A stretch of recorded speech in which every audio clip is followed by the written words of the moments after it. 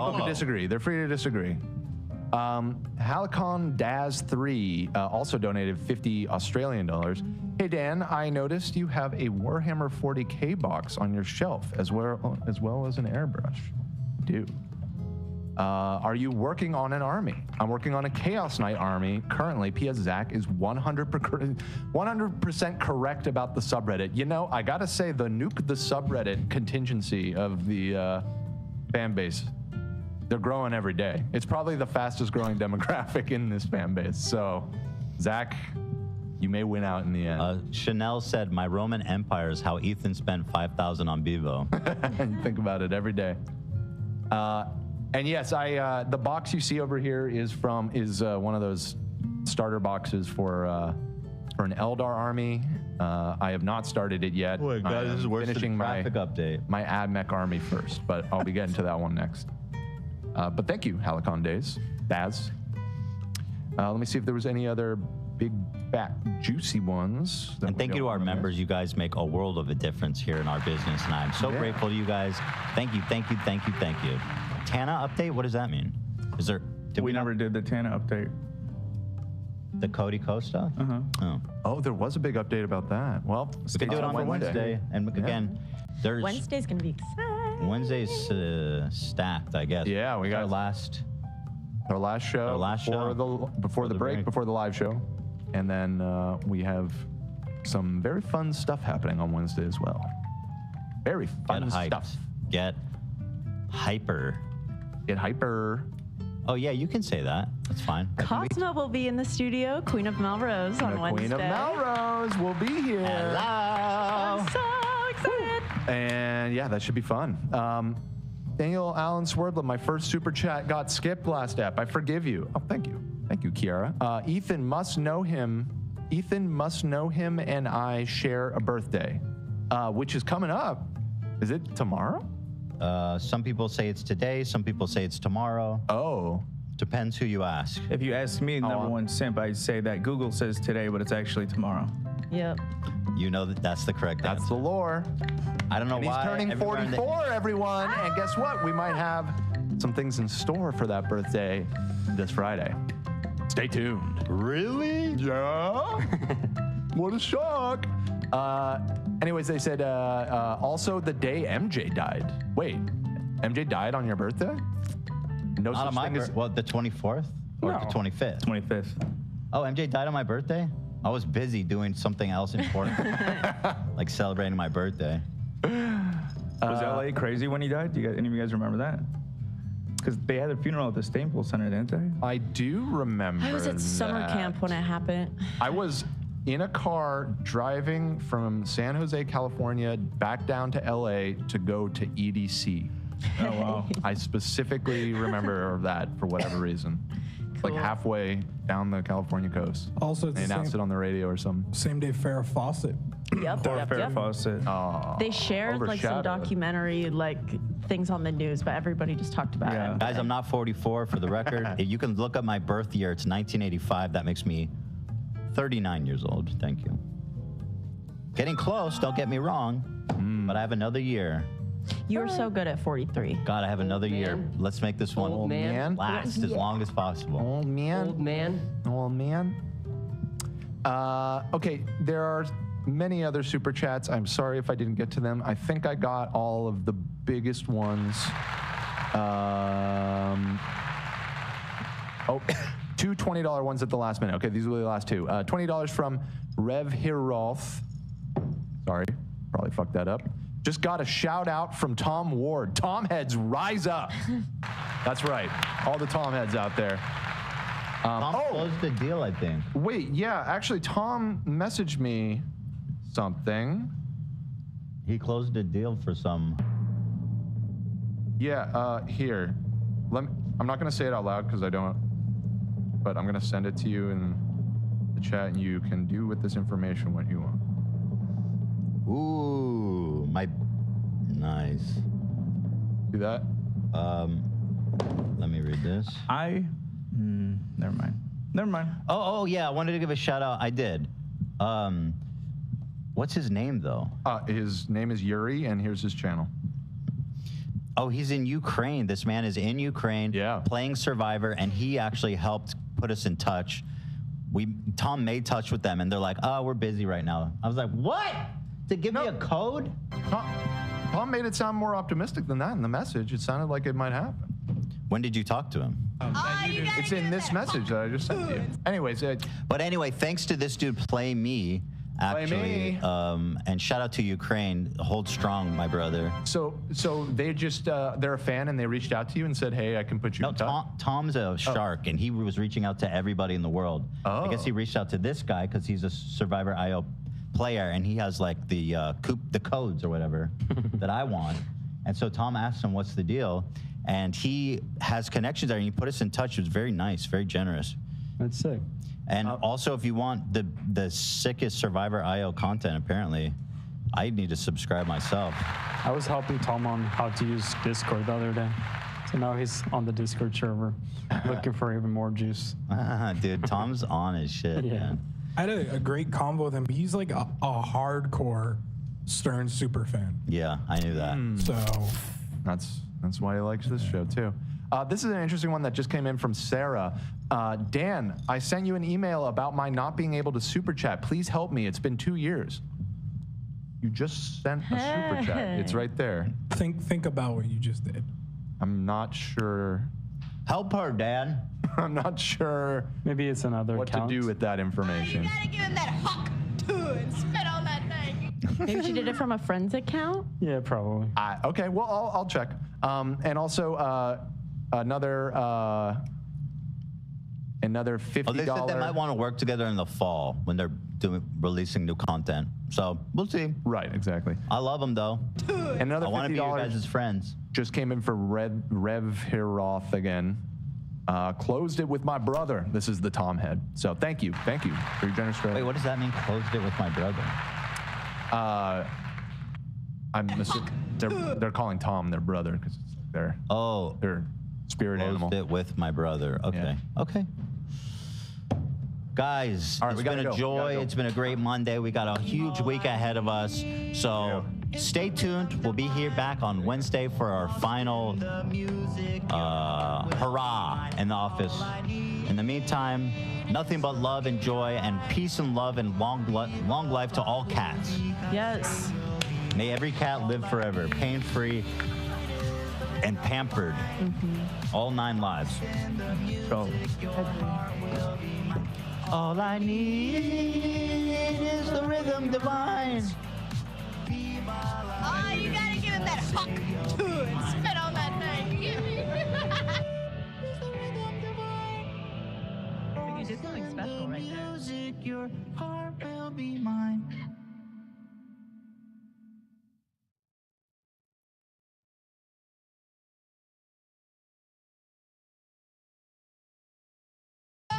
Anyway, whatever. You guys probably know the whole story by now. Today we're going to be looking at an actual waste of functioning organs, once again known as Johnny Simone. He's that one IRL streamer that went to Japan and streamed himself being racist to Japanese people. Being obnoxious, being a nuisance, things you cannot do in Japan. It's a mystery how he hasn't been deported or killed.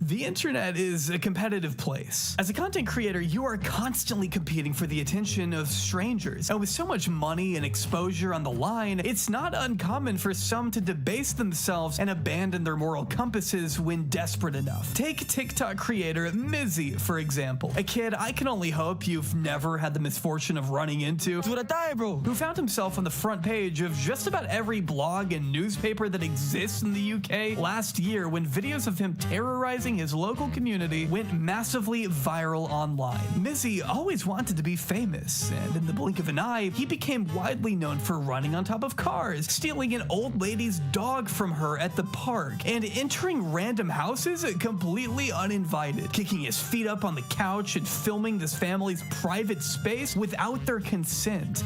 Is this where the study group is? Oh, sorry. Oh, I thought this was the study group. I actually thought.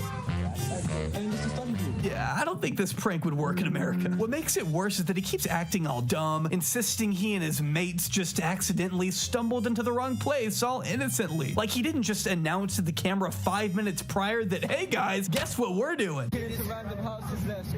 You gotta be Guinness Book of World Record level stupid to willingly record video proof of the crimes you and your boys are so clearly excited to be committing. Like, you know, the police have access to Twitter too, right? There are Redditor cops out there, I'm sure. They can see you leapfrogging over an Orthodox Jewish man. You aren't hiding anything. But it's not like Mizzy doesn't know that. He knew what he was doing, and he knew it would get a reaction. Literally, hate brings money, hate brings likes, hate brings views. I think it's funny, my fan base thinks it's funny, and it's we outside, innit? It's a movement. I guess for some, the potential reward for this kind of behavior must outweigh the very real cost, which is what leads slime buckets like Phidias to travel all the way to the poorest country on Earth, exploit the population there like it's some kind of public attraction, then peace the fuck out once he's gotten enough footage for an uncomfortable vlog topped off with a weird, tacky thumbnail. You can tell he wants nothing else than to just be Mr. Beast, but will never get anywhere close. I love you! Get off. Judging by these titles and all this flashy editing, like sure, traveling in Japan on a budget of $0 kind of sounds like an interesting video until you realize that, oh, this guy is just sneaking onto public transit and straight up refusing to pay for everything, which is illegal. Hopefully he doesn't ask me to pay. Get off? Yes. 680. Yeah. No. Come on, police station. I couldn't believe it. He locked me in the bus and drove me to the police station just because I was 80 yen short. He gets sent to the police station for not paying the bus driver and somehow sees it as a W when the cops get sick of him after 5 hours. Oh my god, guys, I spent the last 5 hours with the police, and after they got bored of me for 5 hours, they paid for my thing. Buddy, that's not the flex you think it is. As of today, it looks like Mizzy might actually be trying to publicly atone for his past behavior, doing community service after a jail sentence, and speaking at length about wanting to turn his life around. And Phidias was just elected to European Parliament. What the fuck? What? Jeez, good Lord have mercy. But even if these two have moved on to bigger and brighter things, it's hard to instantly disregard the legacies they've each left behind, especially when there are still so many creators out there today promoting similar behavior. Like, what if we were to combine both of these freakazoids to create another, more loathsome scoundrel than Mizzy and Phidias could ever dream of becoming? Well then, you would get a character by the name of Johnny Somali. We're gonna destroy Japanese society. We're here to do crime. Drop them nuke emojis in the chat. Over the past year, Johnny has become one of the more frequently talked about IRL streamers on the internet. And I mean that in a bad way. With numerous arrests under his belt and a clear knack for putting himself in near-death situations on stream, Johnny Somali has managed to keep himself in the news while reaping none of the rewards such massive publicity would otherwise bring him if he were more charismatic, entertaining, creative. Basically, if he were just a different person entirely, then maybe he'd be able to soak up more than 1K followers on Rumble after multiple videos with millions of views were made about him. You could give Johnny all the attention in the world and still not one single person would come out of it thinking what a great dude he was. Anyone with a half-functioning brainstem knows to steer clear of anything and everything having to do with this miserable creator. And in this video, I'll be exploring why that is. So please, sit down and get comfortable, grab the nearest throw-up bucket, and mentally prepare yourself for 40-ish unadulterated minutes of the most despised influencer on the planet. In my short span, I've become one of the most influential, famous, and controversial figures in the entire internet. I spent 4 months as a political prisoner in Japan, yet despite the obstacles, I continue to rise, and I'm just getting started, motherfuckers. But before we venture too far off into the weeds on this one, I'd like to go ahead and hear a quick word from today's sponsor, the wonderful people over at Aura. I don't know if you saw, but AT&T just reported that over 73 million customer records from both existing and former users were released on the dark web. How this happened, I have no idea, but it isn't the most comforting revelation in the world. The good news is that you don't need to download a million different apps just because a soulless corporation like AT&T can't keep your data secure. All you need is Aura. See, Aura works around the clock to make sure your most private information stays private. I guess I didn't know where I was going with that sentence. Aura understands that data brokers are out there desperately searching for your full name, your home address, your health records, etc., all in hopes that they can use such data to breach search your social media and even bank accounts. To combat this, Aura locates where your information has been leaked and submits opt-out requests on your behalf, essentially cleaning up your digital presence and protecting you from spammers, hackers, or anyone else who may want to target you. I don't want to freak you out, but brokers might be trying to access your information right now. Right this very second, right now. What are you gonna do about it? I'll tell you what you can do. You can type in aura.com/jobbery or click the link in the description below and begin your 14-day free trial today. Find out just how much of your data is already being sold in a matter of seconds by clicking the link and filling out all that juicy information. You can unpause the video when you're done. I'll wait. Go ahead, do it now. Do it now. Huge thanks as always to Aura for sponsoring this one and keeping all of our personal information safe. While Johnny may want us to think he's a literal Somalian pirate and ex-child soldier with a 5-star wanted level on Instagram, something only he would brag about, his true identity seems to be that of Ishmael Ramsey Khalid, a 23-year-old man from Scottsdale, Arizona. While much of Johnny's life before becoming one of the most aggravating IRL streamers of all time remains a tragic mystery, I was able to uncover some Discord messages from Johnny's server where he briefly mentions having a finance degree, as well as being listed under notable alumni on the Arizona State University Wikipedia page. Please don't snipe me, H Bomber guy. Johnny alluded here to having a good education growing up in an upper middle class environment, getting everything he ever wanted, probably rarely being told the word no as a child, just considering how disrespectful he is these days. I'll also just let you know right here that if this video feels all over the place, that's because trying to construct a cohesive timeline of a dude who has been banned from pretty much everything is kind of tricky. It also doesn't help much that Johnny is one of the most insincere creators on the entire internet, so genuine clips of this man dropping the veneer of his over-the-top persona are pretty few and far between, but that doesn't mean they don't exist. Believe it or not, he has gotten candid pretty early on in his career, like right here, where he discusses his disdain for his fellow classmates or bots who just want to get through school and work a regular job. Before this, I was a student, I was a bot, I was a robot, I was somebody who was stuck in the hamster wheel of life. When I went to school for those 4 years, I did really well in finance, but I was depressed. I did not like where my life was going. Where is that gonna lead you?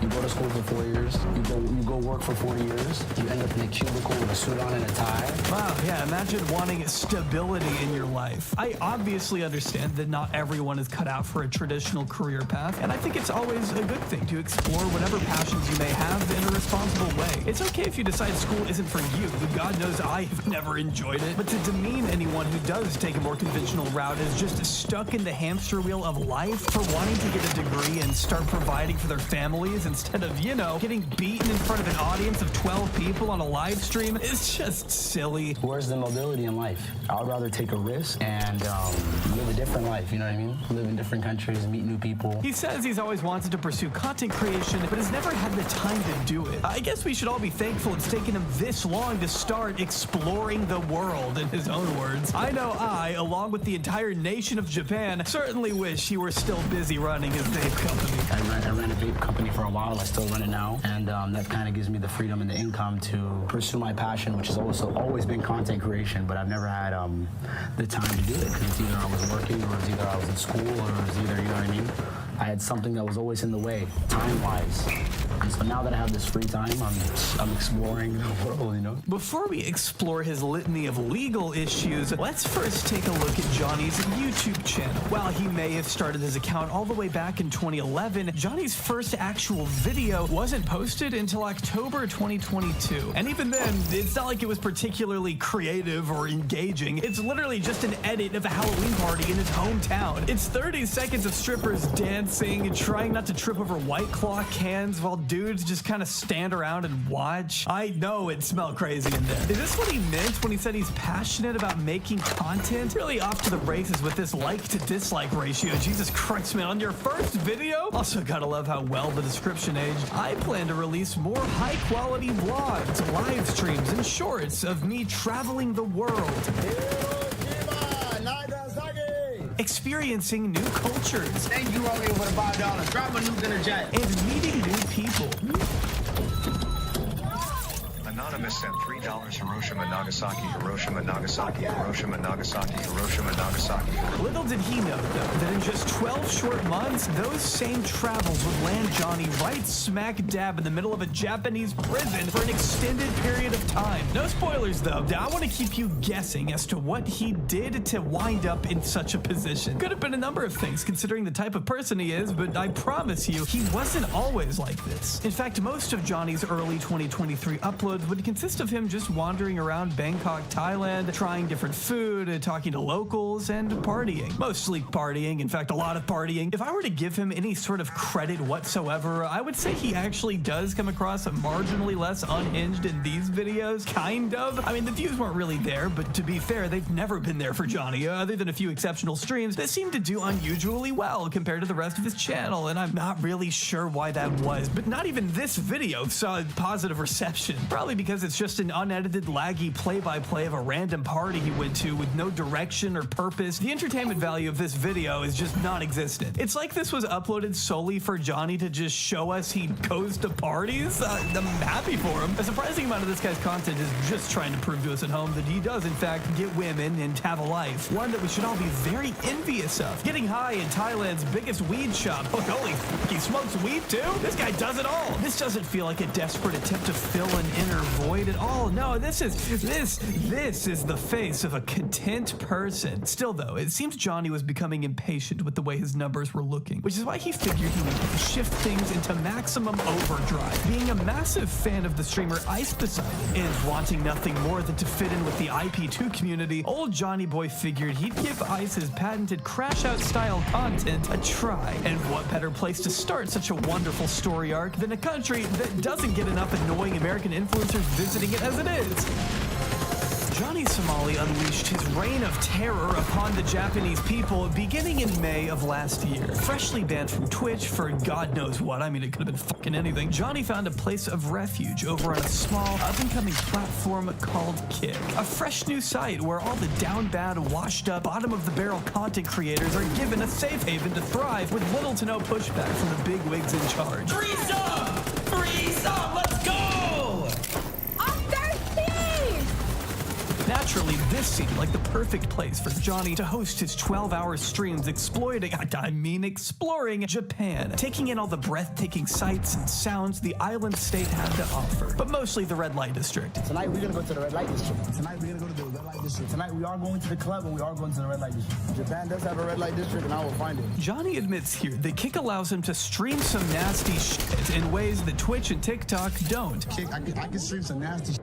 We can go to the soap and we can go to the red light district tonight. Which is a pretty alarming statement coming from a guy who would later go on to flirt with 16-year-olds during his stay in Israel. Yeah, I haven't seen anyone else cover this yet, but as I was scrolling through Johnny's Discord server, which I can somehow smell through my computer screen, I kept finding weird messages from Johnny's fans saying he had fallen for jailbait and that he was so horny he became a chomo. And I'll admit, I was becoming increasingly more concerned by that. What exactly were they alluding to by spamming W minors, I wondered. Then I found this video on Johnny's channel with the title Johnny Somali becomes P. Diddy. I love the enthusiasm that exclamation point adds. The video depicts Johnny and a few others confronting two girls who admit on camera that they're only 16 and 17 years old. You're very beautiful. How old are you?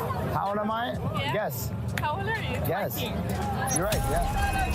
That's fine. I'm too young for you, I guess. How old are you? It's legal here in Israel. Hey, my Instagram. Johnny lies to them about his age, saying that he's 19 when in reality he's 23, then reassures everyone it's okay because 16 is the age of consent in Israel. It's legal here in Israel. I don't know. Which is true, but doesn't make it any less creepy in my eyes. For perspective, in America, where Johnny is from, this is someone who is already a few years out of college flirting with a sophomore in high school. Johnny is more than aware of the dynamics at play. In fact, he leans into them, telling viewers at home that he doesn't care if he goes to jail, that he's not joking, and that these girls may as well be his two wives. How old are you? I'm 16. I'll take both of you. I'll go to jail. I go to jail. I got wife number 1 and wife number 2. I don't give a Johnny Somali, I really ball like that. kissing their hands and getting their Instagrams before proudly comparing himself to R. Kelly and Jeffrey Epstein. Hey, call me Johnny 16, Johnny 17. I don't give a I'm like P. Diddy, I'm like Epstein. I'm like R. Kelly. I don't care. I know this is a lot to include kind of early on in the video here, but you have to understand that Johnny just does this kind of thing with no remorse or care whatsoever. He is totally aware of everything he does, capitalizing on the creepiness in this instance by singing "Age is just a number" and saying that he'll really groom these girls. They need an older man in their lives, he says, insisting they should hang out when the cameras aren't rolling. For her, I go to prison. Take me to jail. Police, come. Age ain't nothing but a number. You need an older man with some money. That's what you need. I really groom her. I'll really groom you. I swear to God. Let's go out. No camera. No. I have like my friends here. Not right now. I'm gonna be here one more month. We'll talk. I'm taking my wife. Finally saying that he's not from here, so he'll take any aged girl and fly away like Diddy. Just what the fuck have I stumbled across here? I'm not from here. I take any age. I leave. I take a plane. I leave like Diddy. Like Diddy. I'll any age. I don't go. I take a plane like Diddy. I'm out. Come catch me. Doesn't make it any better that his Discord is rallying behind him. One person saying, if it's legal, it's legal. It's 15 in Thailand. Go nuts. Just an incredible audience you've managed to attract here. But let's reel it back in for a moment and revisit a time when Johnny had almost no audience. I want to take a look at his very first IRL stream in Japan. For full transparency, I tried watching the first 40 minutes of this thing myself and couldn't give any less of a shit. It is so boring. He's just wandering the streets of Tokyo, mumbling whatever foul string of words pops into his head at a given moment. I like that. I like that. That's lit. Chat tells him to be sure and catch some meth action later that night, and Johnny then makes it clear he's on his Ice Poseidon shit. Going live for 2 months straight, 12 hours a day, 24/7 on some Ice Poseidon shit. Really on some Ice Poseidon shit right now. We're gonna go 60 days on some Ice Poseidon shit. Do I know Ice Poseidon? I don't know Ice Poseidon. I'm the CX community. They're trying to get me in their IP too. Not that Ice even cares about this dude, by the way. He, like most people, wants absolutely nothing to do with Johnny and does everything he can to keep his distance. Johnny Somali, literally the main reason why streaming in Japan is so difficult now, it's just gay. Like, f you, Johnny Somali. In fact, once when Ice was facing some legal trouble in Thailand, good old Johnny swooped in and posed as legal counsel for Ice's group against their will. Or I guess he attempted to, because he was pretty much ushered out of the room immediately. I'm here as the lawyer, listen. I have to save Chris. Hey, please. Hey, stop. I came as a lawyer. Hey, It's just a pathetic display after pathetic display with Johnny. He is an obviously desperate person. Desperate for Ice's approval, desperate for attention, desperate for a funny haha moment during his bland, insignificant streams. Like strawberry first. Yo. He also tries to get a bite to eat at the local restaurant, but is annoyed they're taking too long, so he just completely leaves. Leave, bro? Yeah, let's get out of here, bro. It's taking forever. These eating tofu and shit. I'm not eating that fucking shit. Get that shit the fuck out of here. Even though the owner was standing there right behind him, Johnny didn't actually take the time to tell him what he wanted to order. But sure, I guess it's the restaurant owner's fault for taking too long. And all of this takes place in his first Japan stream, mind you, where he can't stop himself from acknowledging what an outsider he is. Yeah, I definitely feel that flavor. I don't know what's going on. I feel like a chimp, like outside the zoo here. I really feel like a chimp outside the cage. It feels crazy here. I'm talking so loud. They don't talk like this. But maybe that's because he makes no attempt to adapt to the culture there. Like, he doesn't understand why he's getting such weird looks on the train while at the same time waving a camera around and speaking way louder than everyone else in English. Homie right here giving me some dirty ass looks. Yeah, man, no wonder they're shooting you dirty looks. All you need to do is take one look around the train to see he's kind of disturbing the vibe. Everyone else there is quiet, keeping to themselves, while Johnny disregards such etiquette completely, despite showing a full understanding that the Japanese do things a little differently.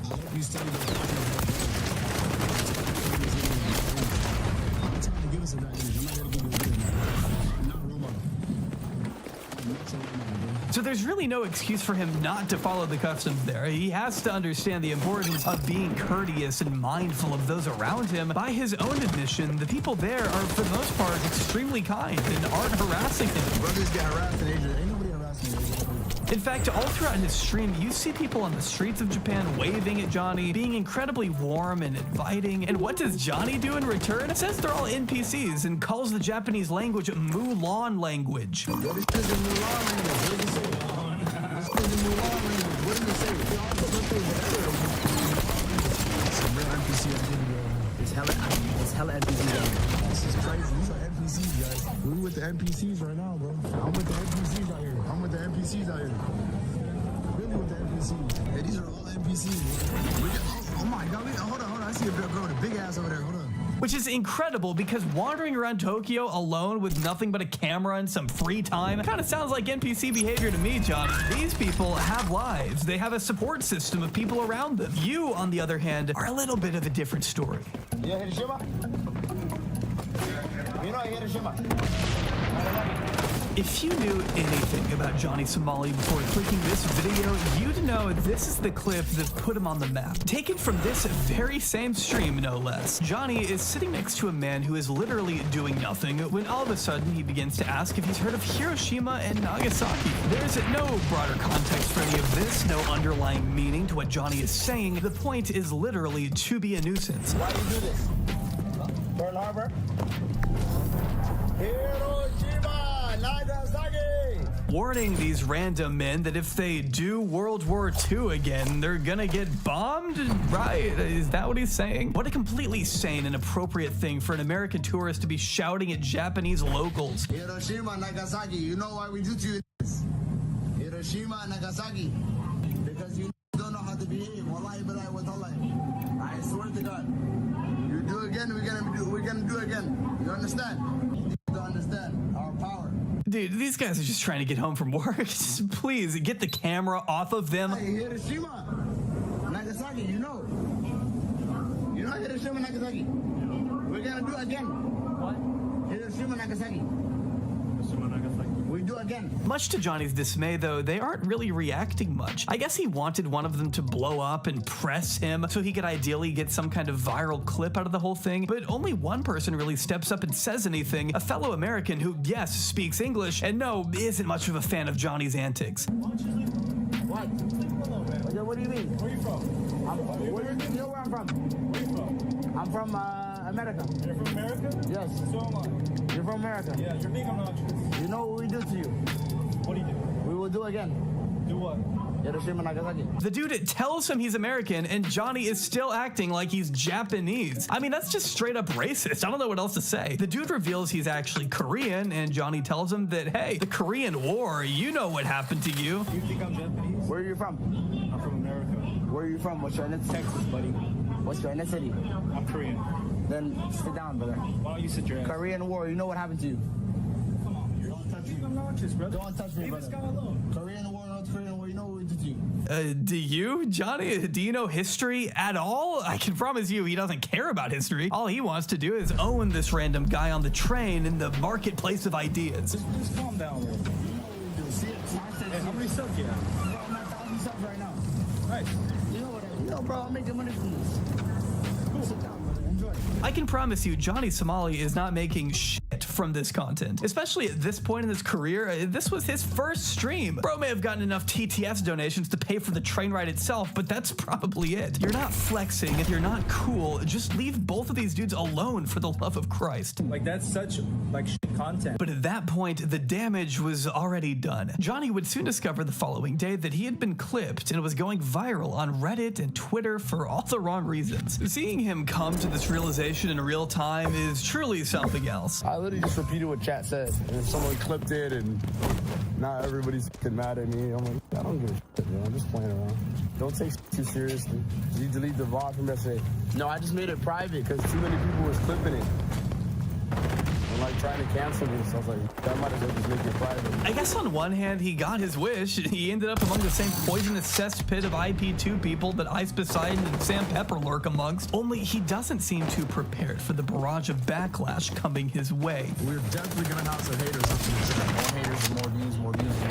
But you know what I said? The more haters is the more eyes watching. The more eyes watching is the more money. You know what I mean? Thank you for the publicity. I love all my haters. Every single one of my haters. Thank you so much for watching. You know what I mean? I love every single one of my haters. Every single one of my haters. Every single one of my haters. I love every single one of you. Haters are my motivators, bro. The more haters, the better. The more viewers, the better. Thank you so much, guys. You can tell it's really getting to him the way he keeps droning on and on about the haters in his chat. He just won't shut up about the people who want to cancel. Like, if it didn't bother you so much, you wouldn't be talking about it at all. This is cope right here. We are witnessing earth-shattering levels of cope at this moment. Hey, we might have some haters hop in the chat today, but it's okay, because a hater is someone who's still watching, so I really don't care. In literally one night, Johnny went from being an absolute nobody to an absolute nobody that everyone now hated. And because it happened so fast, he didn't have time to build up an audience to defend him, which is probably why he made the instant move of setting his accounts to private. I'm just playing around. I'm not, like, you know what I mean?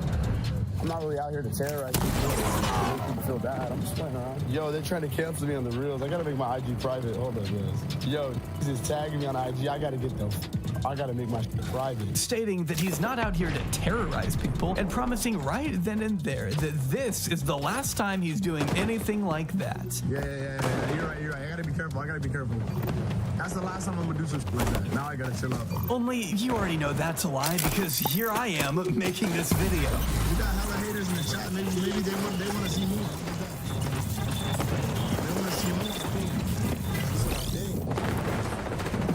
At this point, Johnny has found himself in a tragic cycle of degeneracy that might prove impossible to break. Every time he goes viral for something stupid, Johnny is increasing his chances of being recognized by the local population, which leads to more confrontation and ends in Johnny pulling another humiliating act that commentary channels are quick to pounce on, thus starting the whole cycle all over again. It's like an anti-grift, because instead of benefiting from the exposure, Johnny ends up hurt by it. The target on his back only grows bigger, and trust me, Japanese civilians were more than happy to tell him what for. Gotta love the guy in this clip sporting a Malcolm X shirt going after Johnny in front of a McDonald's.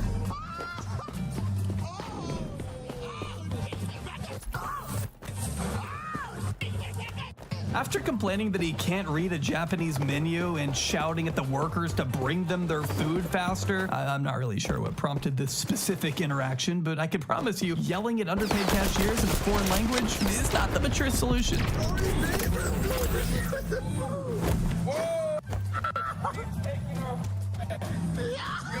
He's taking our food back. We're not doing anything. We didn't do anything. Give me the food so we can leave. We want to leave. Just give me the food. Johnny and his sidekick Gino, another American streamer who will make some appearances later on in this video, are jumped immediately after leaving the restaurant. I'm assuming this dude isn't a fan of Johnny's content. What's wild is neither streamer really cares enough to defend themselves here. I mean, Gino's over there doing his best impression of the standing emoji while his boy gets attacked right in front of him.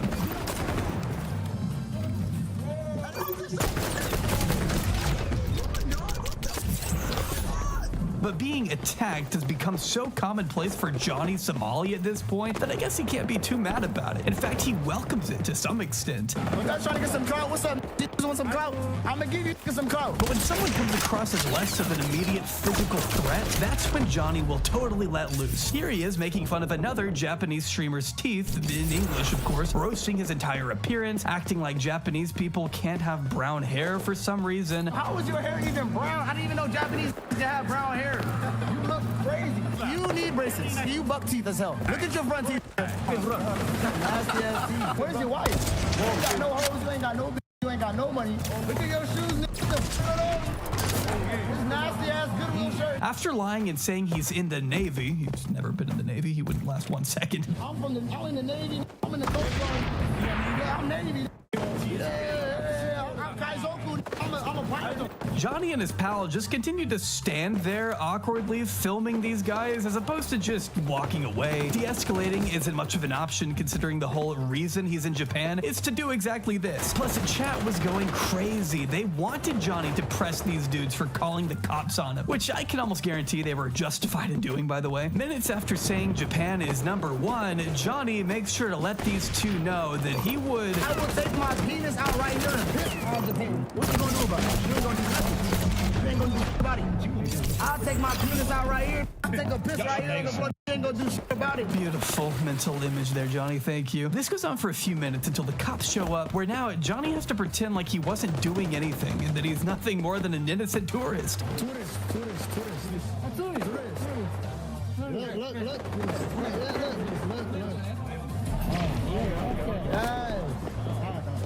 Okay. You understand? Which is such a classic move. He doesn't have any other way to defend his antics, so he just has to lie about them, which usually works considering the language barrier combined with the mental anguish I'm sure it causes to deal with this guy's presence. I imagine it just becomes easier to take his word at face value and move on. After all, the cops aren't totally necessary when the public seems to have no problem taking matters into their own hands. 12 seconds later.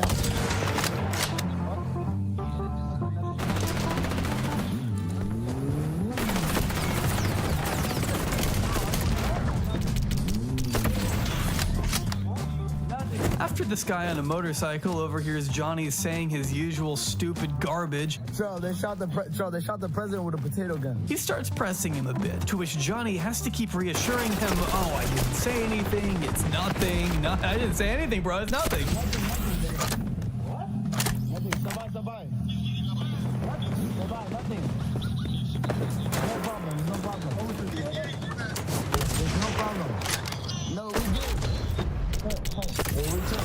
Probably a bit rattled here because he's alone in a dark alley being followed by a stranger, which is weird because I thought you said no one was gonna pull up. The man's voice gets louder and the chat can't help but call Johnny a pussy after hearing the clear shakiness in his voice. He finally has to stop and explain to this guy that actually none of this is his fault. It was his chat telling him to say dumb stuff. He can't control what they say after all. Not like the audience he's garnered is a complete reflection of the type of person he is. It couldn't be that at all. Your reason. Why?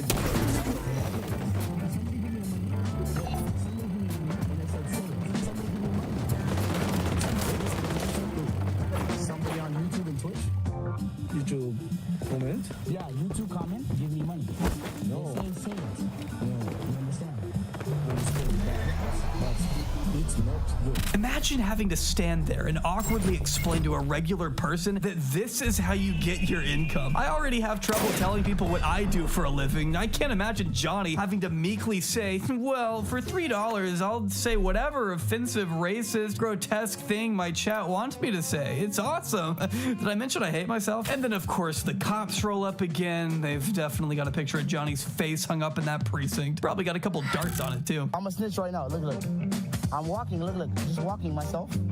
Know him. You see? Nothing. No problem. Look, I'll show you right now. Look right here. Maybe Yakuza or something. Yakuza, I don't know. This one.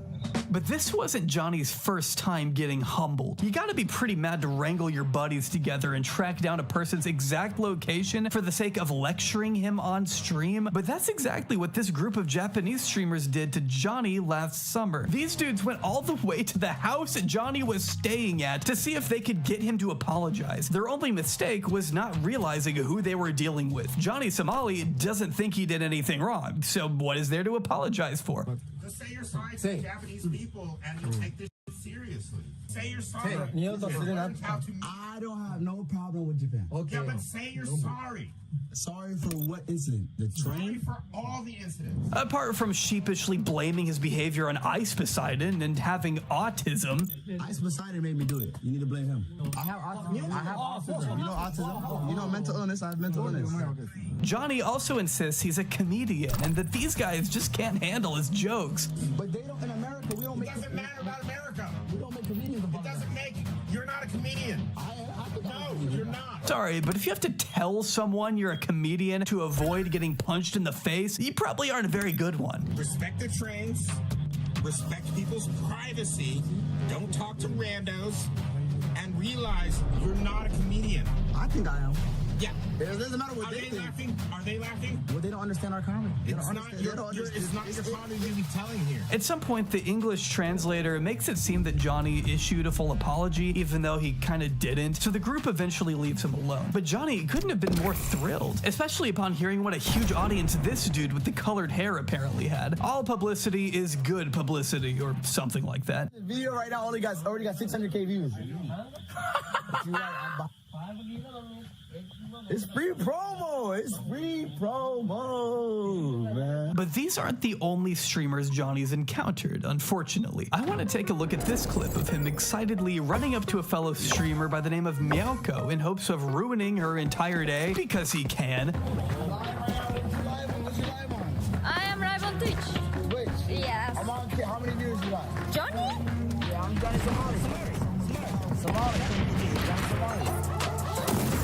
I'm Johnny Somali. Yeah, he is not the most famous person on Kick and is definitely not her friend. In fact, the way he approaches her in this way is so disturbing to me. She just turns around and there he is, mouth moving a million miles a minute, spit probably flying everywhere. Johnny is so thrilled at the prospect of running into another creator until he learns that she streams on Twitch. Is this that dude? Yeah, I'm that dude. I'm the most famous in Japan. I'm the most famous in Japan. What is it? You on Twitch? I am on Twitch, but don't do that. I'm on Kick. Yeah. Kick, we don't like Twitch streamers on Kick. Okay, then we're not talking. After informing her that they don't like Twitch streamers on Kick, like a child, Johnny makes her even more uncomfortable when he says that, hey, you better not show me on your stream or you'll get banned. Which, yes, has been a problem on Twitch in the past. Allowing banned streamers to appear on your stream is strictly against their TOS. Yo, yeah, you better walk away. You better not show me on your stream, you'll get banned. Who are you? You my fanboy? You my fanboy? The idea of having her entire livelihood stripped away because she made the mistake of being too kind to a man she didn't know was such a menace was probably a lot for Meowko to deal with, eventually breaking down into tears later on in the stream. I'm gonna get panic attack actually. That's the other. I had so many things I wanted to say to that dude, but I was like, okay, I'm just gonna leave. I'm so sorry, guys. Today, I really wanted to have a really great stream. Meowko assures us that these are just tears of joy after someone else was actually nice to her for a change, but it's clear that this has been an overwhelming day, and Johnny wasn't helping whatsoever. Her feelings are completely valid, and I'm surprised more people don't break down into tears upon realizing they have to encounter this man. It can't be easy, which is why so many others struggle to have any restraint towards Johnny whatsoever. I got a delivery for you guys right here. Playing like dog shit, I'm sorry. Right here for everybody. It's beautiful. It's a beautiful gift for you guys. Enjoy it. Oh no! We don't want it. Come on, brother. It's a beautiful gift for you guys. Get out of here. Shout out Eddie, dog. What you just witnessed was another streamer named Burger Planet knocking Johnny into a koi pond for being annoying. Not that I condone it, and Burger Planet himself is not the greatest guy in the world, I'm sorry to admit, but it is an example of the people around Johnny unable to keep themselves from resorting to physical acts of violence, a recurring trend in the Johnny Somali lore. The very same night he harassed Meowko, we see Johnny and Gino shoving their streaming cameras in the faces of those who obviously don't want to be recorded. How dare they? You walked past the Johnny Somali. Now you have to face his wrath. Back off. Yeah, back off. Back off. Back off. With me, what I do? I didn't say it. They don't like you. Stop defending you. What is your problem, dumbass? They don't like us.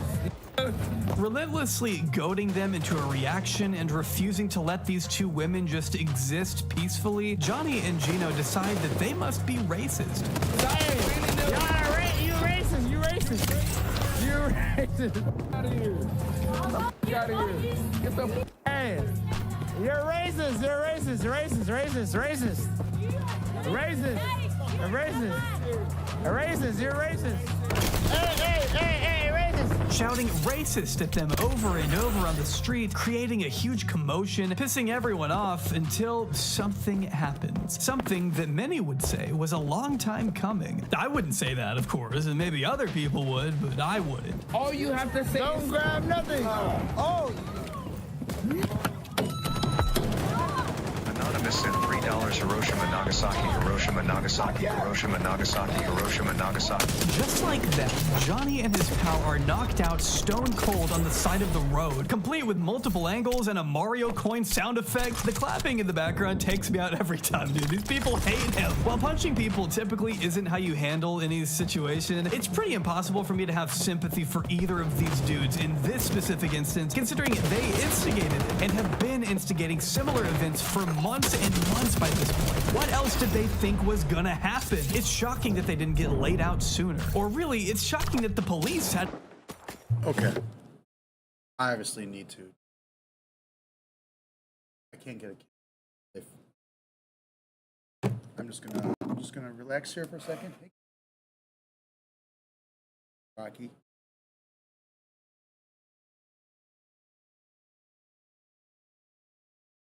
He's a good kitty.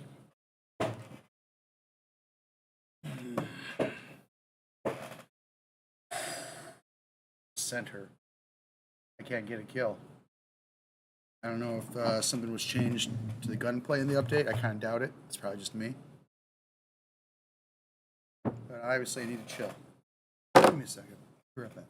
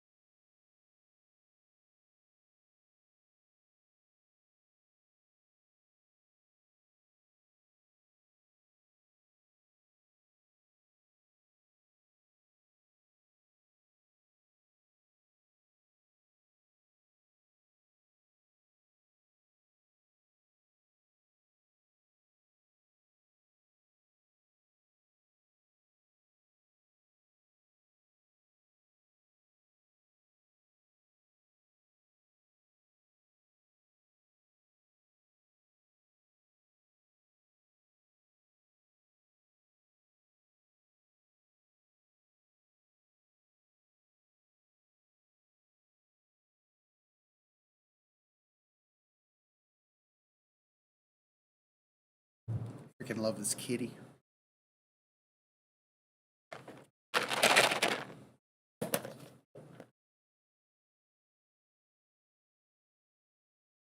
See all the kitty view. And this is Rocky. Mo's over there. Hey, Momo. Camera shy. Just a little camera shy. I can't get enough treats. It's not my fault. It's addicted to treats. My mother's fault. Rest in peace. God rest her soul.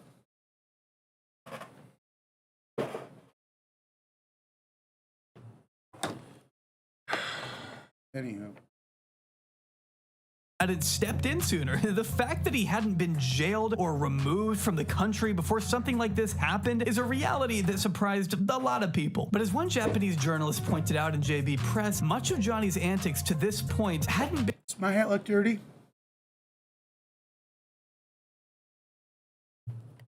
Been considered actual crimes. It isn't against the law to be an annoying piece of garbage alone, though violent vigilantism against him is against the law, much to the dismay of countless people who wanted to see this dude humbled sooner. But rest assured, Johnny wouldn't enjoy his freedom forever. Towards the end of August 2023, Johnny was perusing the streets of Japan as aimlessly as ever when he decided it would be a great use of time to break into an active construction zone and film it. Adorned in a weird skeleton mask because random equals funny, and as he's reminded us already, Johnny is all about the funny. I'm a comedian.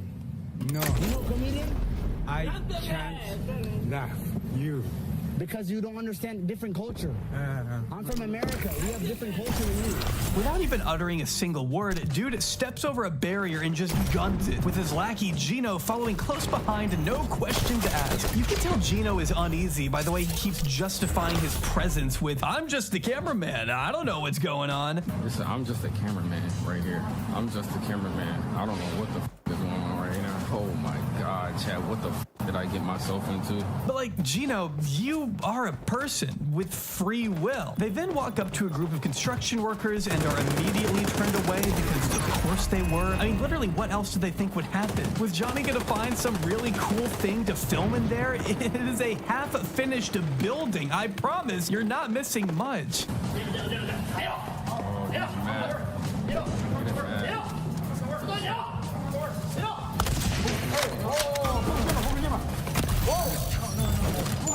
Looks like he got bored of referencing the same two nuclear attacks over and over, so he whipped out Fukushima there at the end, which, if you didn't know, was a tragic nuclear accident that took place at a power plant in northern Japan back in 2011. Of course, merely saying the word Fukushima in this context means nothing and only shows what a one-trick pony Johnny Somali is. He makes people mad and then just says one of the only 5 Japanese words he knows when the expected thing happens. Really awesome bit, right? Well, the cops didn't think so. Still outside? Oh, whoa, even the backup. A month after the construction zone incident, Johnny was ambushed outside of a convenience store by a swarm of police officers. And at first, it's all a big joke to him. He's asking questions, refusing orders, comparing himself to Luffy from One Piece. I mean, it's all just pretty embarrassing. No problem. Daijobu, guys. I'm Black Monkey Luffy. Japanese. Wait, why are you taking a photo of me? Why did you think so emotional? I'm not emotional, Daijobu. I'm okay. I don't want to empty my bag into there. Why? I just started the stream, dog. I love that he tells them he just started his stream, like that's gonna make them back off. No, we're sorry, brother. We didn't mean to get in the way. We'll just come back after you rack up some more TTS donations. My pocket, yeah, you can touch my body. Yeah, touch. Yeah, no way, touch. Oh, my zip, my fly. Sorry, let me put my fly. Sorry. And of course, his fly is down, and why wouldn't it be? This whole scenario feels like something out of a nightmare. You are being arrested in a foreign country live in front of the internet, and your dick is out? Buddy, what are you doing? But Johnny couldn't sound any more excited. He knows people are going to talk about this. He's made himself relevant for at least another week or so. He literally does not stop smiling as they throw the cuffs on him. Though something tells me he wouldn't be this happy if he knew he'd be spending the next 20+ days in Japanese custody, only to be released and then re-arrested for a completely separate stunt he pulled at a beef bowl restaurant. According to one Japanese publication at the time, Osaka police arrested him this time on suspicion of intimidation and obstruction of business for committing nuisance acts, which included live streaming at an unauthorized location, similar to what fellow Kick streamer Neon was arrested for when he went to Dubai. We're going to jail? We're going to jail? I don't know what it is about Kick streamers not understanding that some places are just off limits for being filmed. Not everything has to be content, unless you're Johnny Somali, in which case, go ahead and blast offensive words at Disneyland Japan where families are walking around. Streaming is absolutely not permitted there, of course, but why does that matter? He went to Tokyo Disneyland, where you're not allowed to IRL stream, with a little microphone or a little speaker that anybody could play any sound off of. And of course, what are the people who are watching him going to play?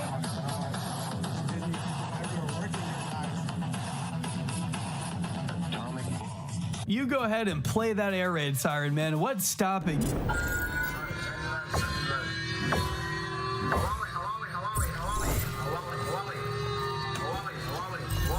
Scrappier, huh?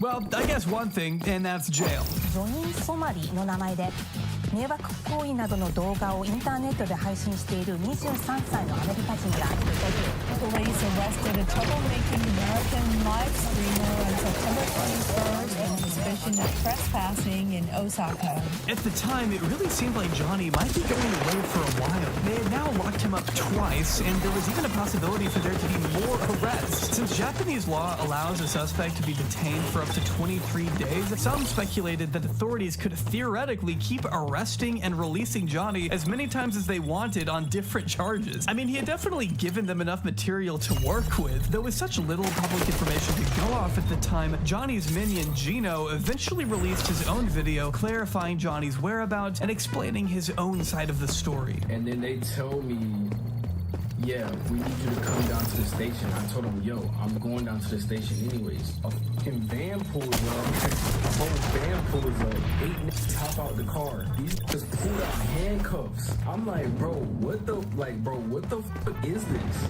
I'm like, why am I getting arrested? And then they pulled out the warrant. And then I see the warrant. The warrant is for the Johnny Somali construction site. Gino revealed here that he too had been arrested a day after Johnny, being called into the police station for questioning. Why am I playing so bad? All right, I'm gonna keep the mic on, YouTube off until I get my rhythm, I guess. God damn. Playing like I've never picked up a controller in my life. Shit. Come on, get my...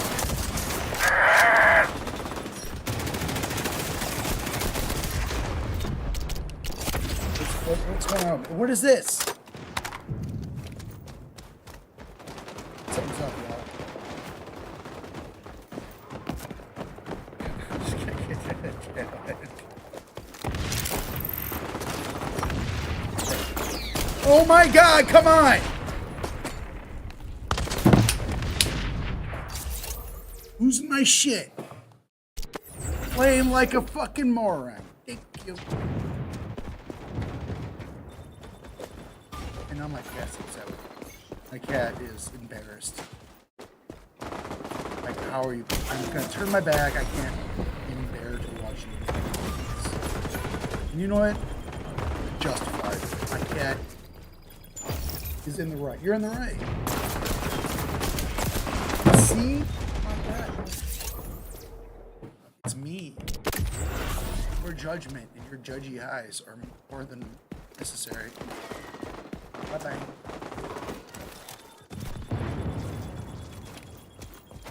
Okay. Alright, here we go. Ah. Woo! And I was 1 kill away from being level 20. That's it.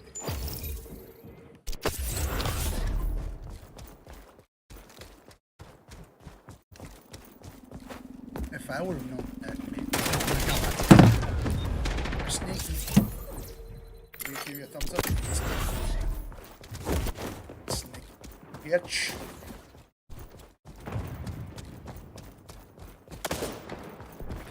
You're gonna get me on because I can't.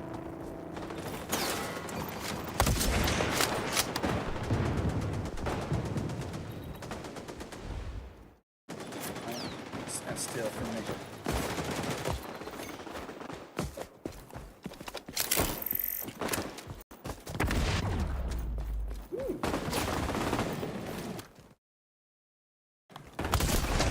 I should just put the echelon back in here. Yes, you know what? It's exactly what I'm gonna do. Why even play another faction? Seriously, it's the only faction we're playing, in my opinion. Everyone's like, Phantoms, 3D, echelon. Look at this. Oh, yeah. Watch and learn.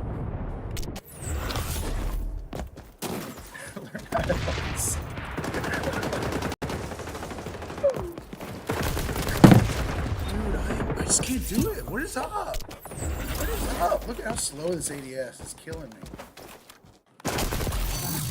Lucky. That was luck. I'm not even going to take credit for that. I think that was the luckiest quick scope I've ever gotten in my life. Told you. Was not about to get on a roll. So Johnny Somali, what a good guy. Bumped by the Japanese people.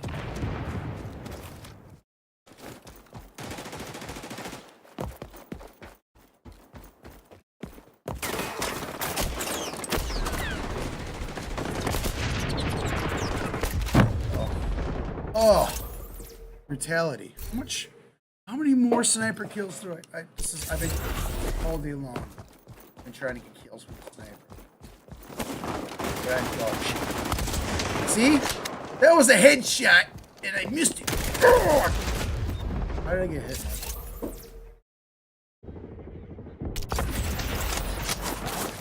I'm so bad at this. Hello? See? Oh boy. I'm about to go to Call of Duty so I can actually jump on something.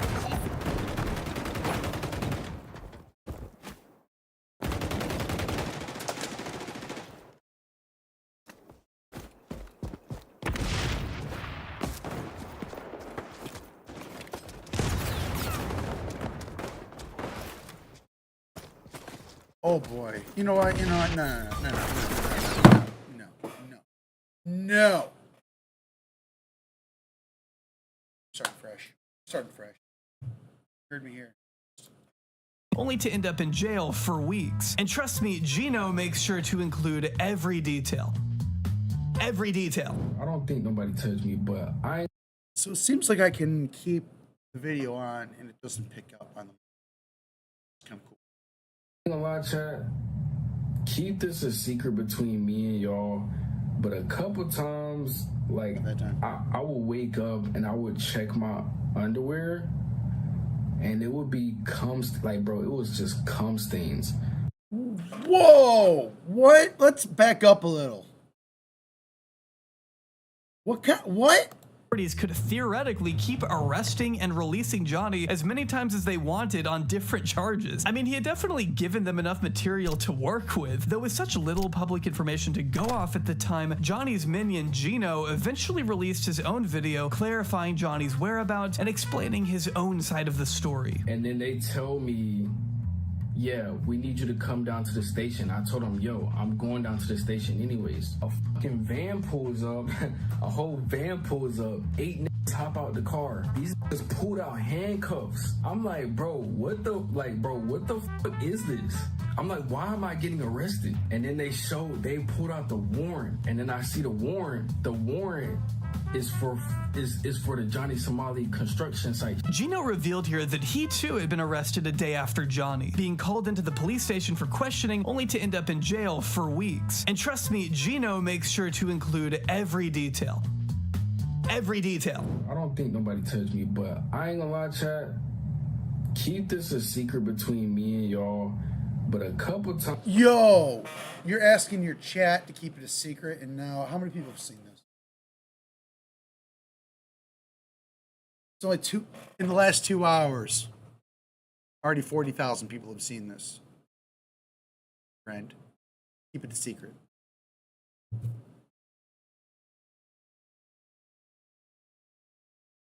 Times, like, I will wake up and I would check my underwear and it would be like, bro, it was just cum stains all in my underwear, bro. Like, it was just like, bro, it was just gooey, crusty. It was a mixture of gooey, crusty. Like, when I wake up in the morning, it's just gooey, crusty cum all in my boxers, bro. Like, I didn't know what to do. Man, what are you was it yours? Can we clarify? What, why are you saying this? Yo! Joey, we don't need to hear that. What the fuck happened between you and Johnny? We don't need to hear cum talk. Basically, in a nutshell, no pun intended, oh my god, Gino confirmed. That was a pun, friend. G. Aubrey. I don't appreciate it. I don't appreciate those kind of puns, friend. You. That Johnny had in fact been indicted. While the trespassing charges were dropped against the both of them, Johnny still ended up formally charged for the restaurant incident. He was found guilty and ordered to pay a fine of 200,000 yen by a Japanese court, which totals out to be a grand total of $1,400 US. Okay. One of the reasons he ended up with such a light punishment absolutely had to do with the fact that he lied to prosecutors. And that's not me saying that, that's Johnny's own admission. Here he is after the fact, telling his buddy Trell that although he confessed to what we could all very visibly see was happening on the streams, he still lied and told the judge he made no money from the internet whatsoever, and told the detective he was only recording to film his own documentaries. Complete lies that anyone who watches Johnny would be able to pick up on. Did you go on the construction site? Yes, that's obvious. They have footage, right? All right. Even the lawyer said, yo, what's obvious, admit it. Don't be stupid, you know what I mean? In front of the judge, in front of 300 people, the prosecutor asked me, you earn money from advertisers in your videos online, right? I said, no. Crazy.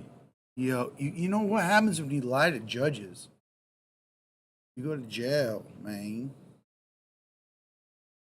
That Smiley is fucking nuts. He's like, what should we call this? Like post brain usage? Like for centuries, humans used their brains. 2023, 2024, they're just like, you know what? Nah. We can stop that, right? I said no. But you do earn money, right? No. Straight up, I said no. This is.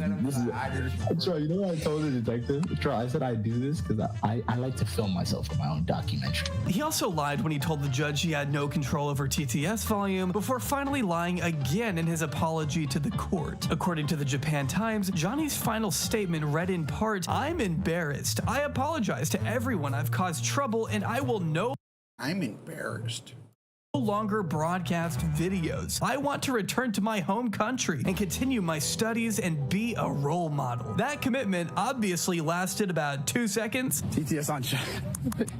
1,400 people here. 1,400? CX tipped $5. I hate. Yo, don't. I hate. But okay, so show me the fishing right now. Let's see. But are we really surprised at all? Johnny is already a habitual liar. He has no problem admitting to that when he's not in court. Just like you do when you say the camera is on you. Exactly, I lie all the time. There's nothing wrong with lying. We all knew Johnny had no intention to go back to his home country or continue his studies or be a role model. No. There's Mo. I got 2 cats. And they're nice cats. No, not in the slightest. Though he did have some other big ideas planned. Forced to leave Japan, Johnny decided he'd be starting a whole new chapter of his life in Israel. My brother's right here. Come to Israel. Livepeak.com. We out here in Israel right now, man. I'm in Tel Aviv. I'm here doing my hasbara. Yeah. I don't think this needs to be said, but just for total clarity here, Johnny Somali does not care about global events. He didn't travel to Israel with any grandiose political agenda in mind. COE, content over everything. Content over everything. COE. The #1 starter. Face the kick is back. Tomorrow we in Jerusalem. So what side are you on, brother?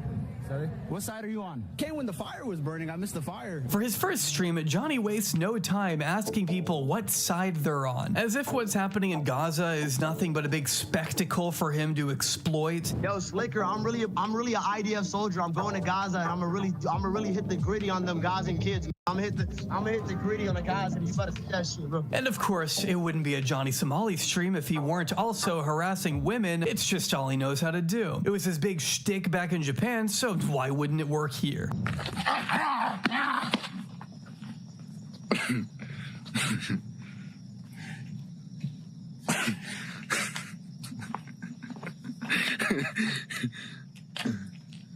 Just crossing the road.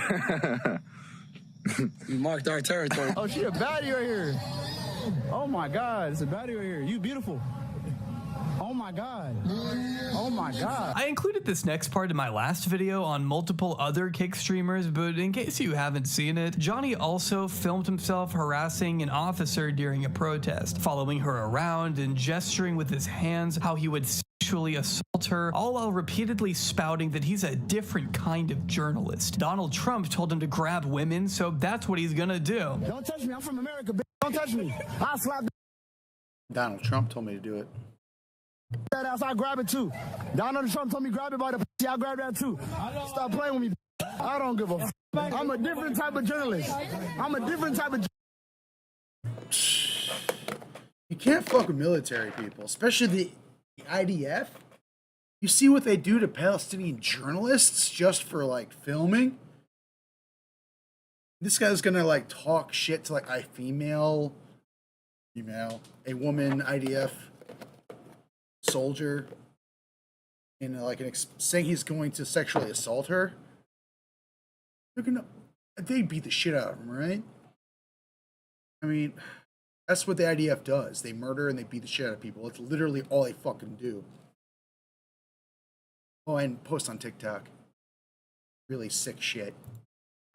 It's this kind of abhorrent and inexcusable behavior that leads to everyone hating him, making it all the more satisfying when he finally gets what he deserves. Hey, my friend! Ain't nobody wanna talk to your girlfriend. My friend! You gonna have a problem or what? Why does he have this? You gonna have a problem tonight or what? Bro, can we stop, bro? Wait.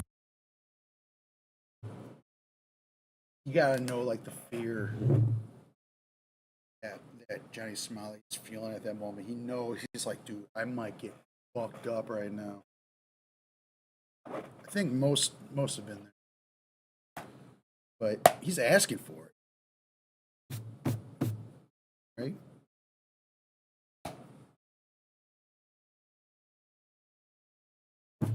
Johnny Smiley's...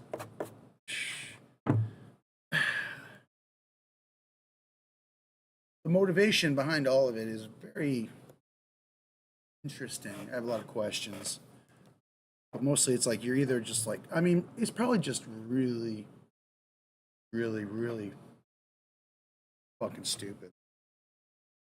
It's like, if I do something crazy, I'll get engagement, but he does not think about the consequences. Particularly the legal ones, which he might not care about, but everyone cares about getting their ass whooped. Everyone. No one wants to get their ass whooped.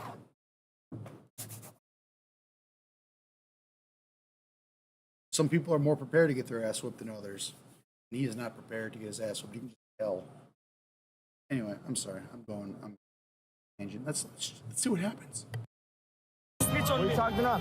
Why you speak on? You guys cut my head. We're not starting this right now. We're not starting this right now. We're not starting this right now. Yo, chill out, bro. Okay, let's just talk, bro. Let's just... Yo, what are you doing? Just talk. I don't even know what led up to this one. I just know he wandered into the wrong neighborhood and got. Along with this cameraman, who you can tell is trying to keep his distance as Johnny starts to get pressed. He isn't trying to defend his friend at all. He's really just trying to get away from the commotion. Why would he? This is just all built on sneakiness. Johnny Smiley is being sneaky and shady by fucking with people, and the cameraman is like, what's... Like, they're like fighting the good fight or some shit. I keep interrupting, and I have nothing good to say. Lying and saying he isn't filming anything, which sadly doesn't get him very far. I'm not filming anything. Ow! Hey, don't touch me. He is fast stepping. Love it. Man, hey. Oh. No, stop. ايه طبعا جوني الصومالي وحياة تمي بتلاقوا حالكم بالسجن وحياة تمي الجاسوس. On April 7th, Johnny was detained after very clearly harassing another officer in front of a bunch of other officers. Really big brained move there. You can tell the cops are just absolutely sick of having to deal with this bottom feeder. Oh, you a bad. I swear to God. You a bad. I take you to dinner. I swear to God, I'll change your life. I'll change your life, baby. Baby, I'll change your life. I promise you. You a bad bitch right here. Okay, I'll go. Okay, let's go. Relax.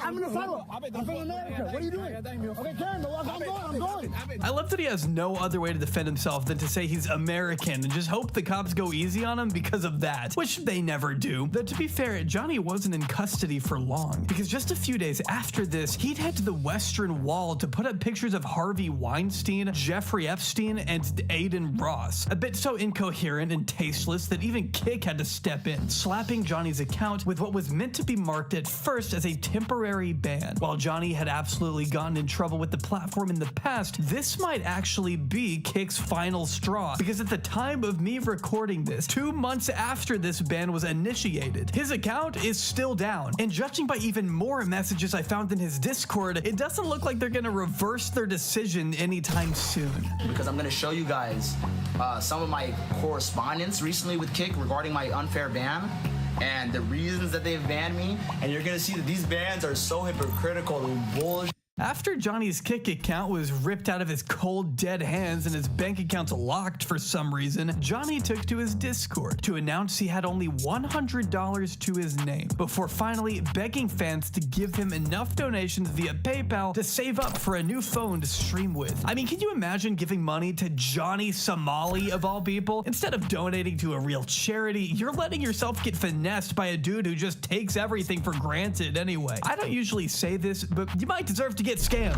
With such limited resources, Johnny had to come up with a new plan of attack, and he needed to do it fast. He needed his platform back, which is why he then instructed his loyal fans on Discord to write him a Kick appeal letter using ChatGPT. I mean, which, does he not have the time to do that himself? And what else is he busy doing? He's literally never written anything in his life. Of course, ChatGPT is doing work for the dumbest people on the planet. Someone write an appeal letter that we could submit today mentioned studying TOS and promising to do better, blah blah blah, which they actually did do and were denied pretty much right then and there. Kind of surprised it didn't work. I mean, this is Kick we're talking about. Johnny had tried pestering them some more, to which they assured he could try reappealing in 3 months. He then got his minions to spam the official Kick server, even trying to get in touch with a Kick partner manager by the name of ABZ, all to no avail. They even discussed the possibility of reaching out to Dexerto, as if that's gonna do anything. Remember, this is all after Kick had tripled down on their decision to keep him banned, which led Johnny to conclude. I might need like a gun guy on this on snipers for XDEFIANT, Ace, if you watch, because I know you do.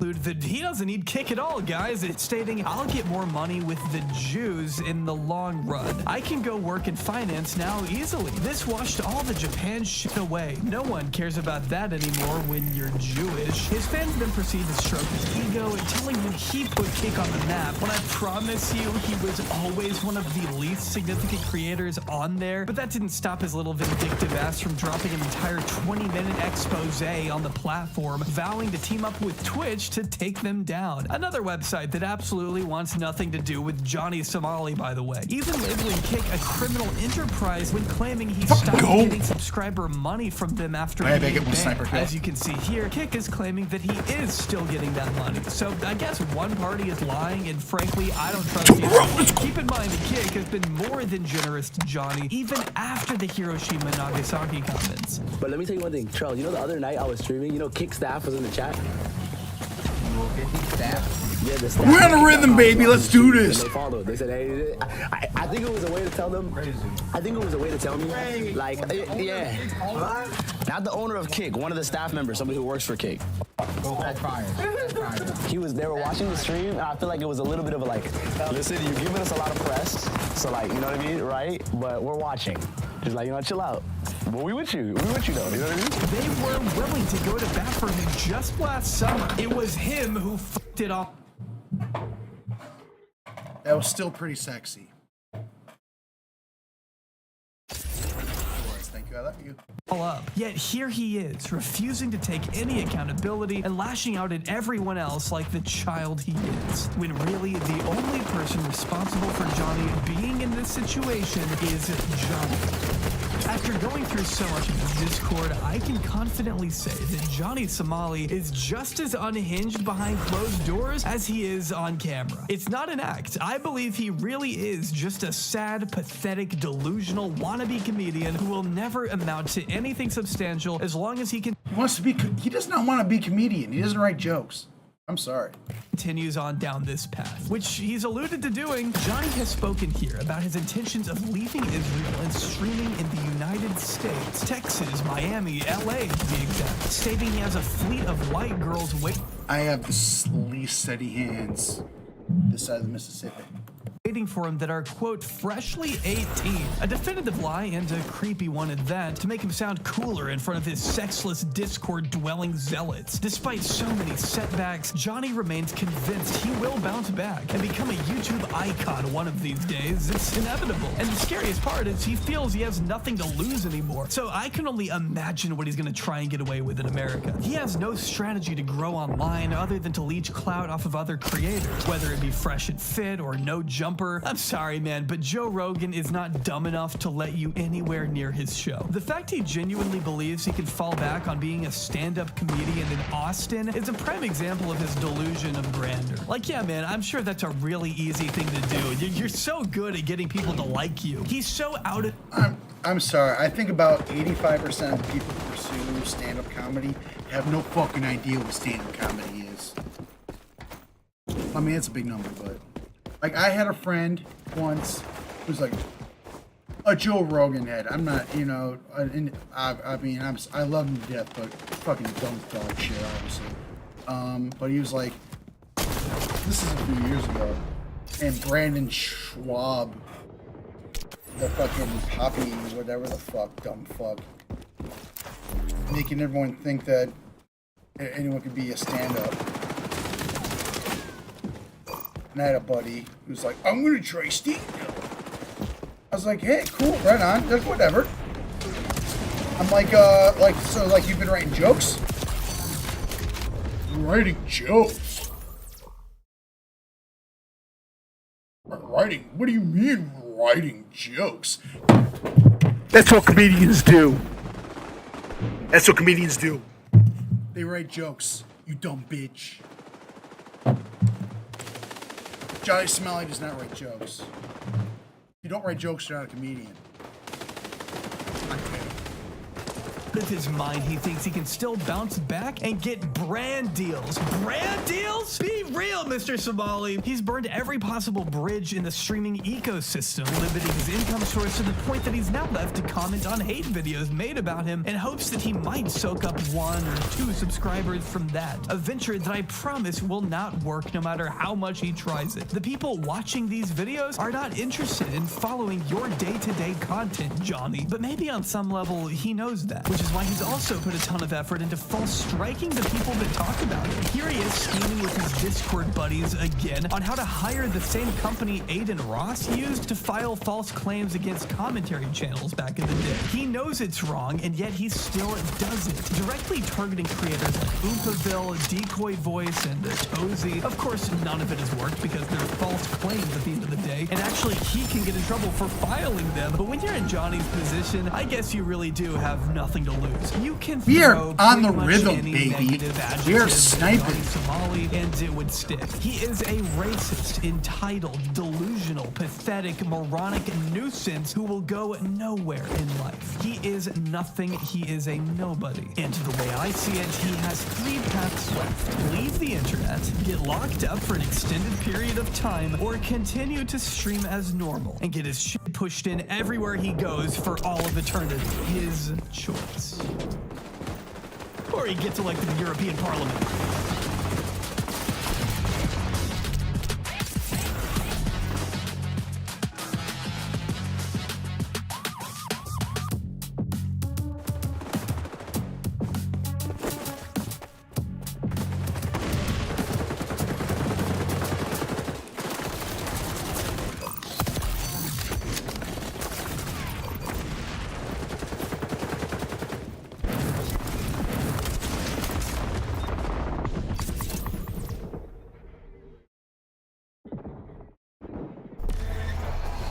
Yo, how is Big Ed gonna fuck up the relationship with Liv?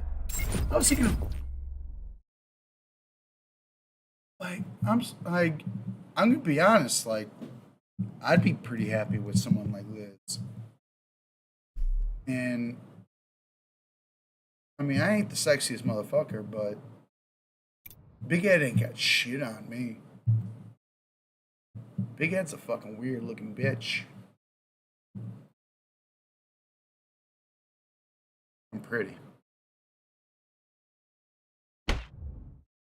I think, you know what, I blame what was the show? Is that on TLC? I forget. I don't know. Whatever, who cares? What's Let's up, watch. big babies? It's me. I'm back in my old room of all places, and I gotta say, some things never change. Oh, 16 Leo is not as big as he deserves to be. How many? What's he doing? Oh, he's got 165K. I mean, sorry, it's 165. 615K. Good for him. Them. I don't know his pronouns. I go by they, them. But good for Leo. He's funny. He's super funny. I got my eye on Leo for like a couple years now, man. And like he needs a million. Big ups.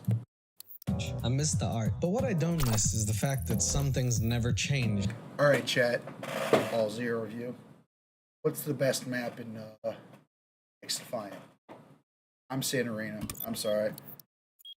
It's probably amongst the community cliche to say that, and probably a bunch of people are like, no way. Fuck you. Arena's the best. Arena's great. Because it's not like any other map. I mean, it's like it's an arena map. It's literally an arena. It's so good though. Alright. Enough said. Like Big Ed constantly ruining his relationship. I took a little break. I moved country. I came back to Australia. And what did I find? Nothing new.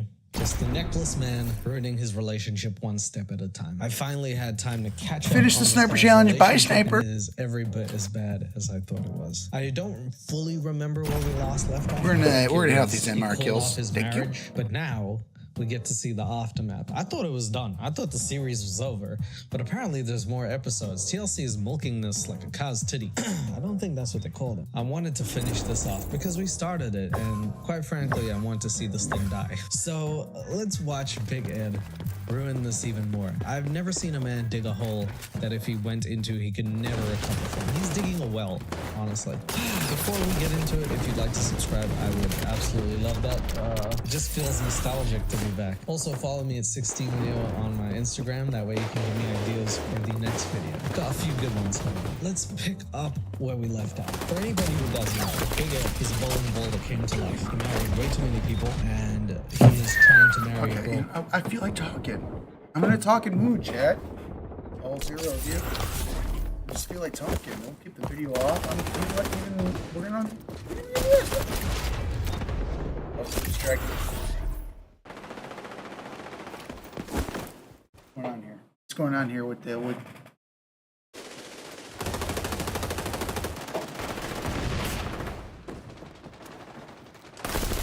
Look at that.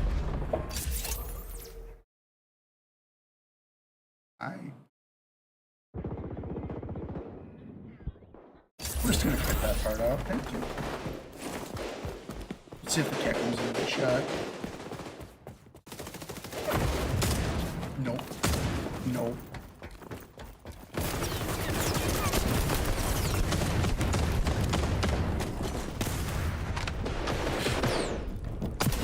You know what doesn't make me better at this game? Alcohol. I think it might make me worse. But you know, I'm willing to take that. I'm willing to take the trait. Yes, kitty. Oh, are you coming into frame? Since the green screen like fell off that thing. Green screens are a pain in the ass, man. Like they don't make it easy. The green screen. Like this, I got like because I tried to hang it out on my green screen on the wall, and there's just no way to do it. In an apartment, I don't feel like putting like holes in my walls and shit. So I got like one of these like frames that you can hang it on. It ain't wide enough though, not for like me and my cat. My cat like.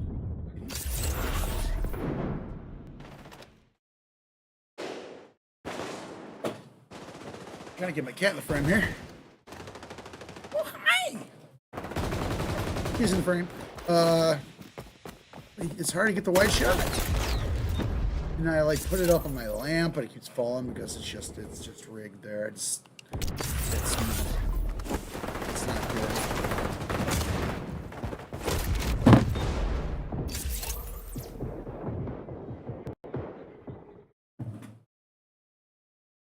That's supposed to be vegan?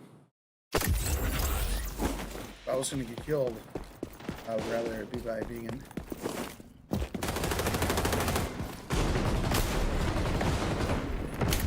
Oh my god. How many? I need 15. I've got 0. 0.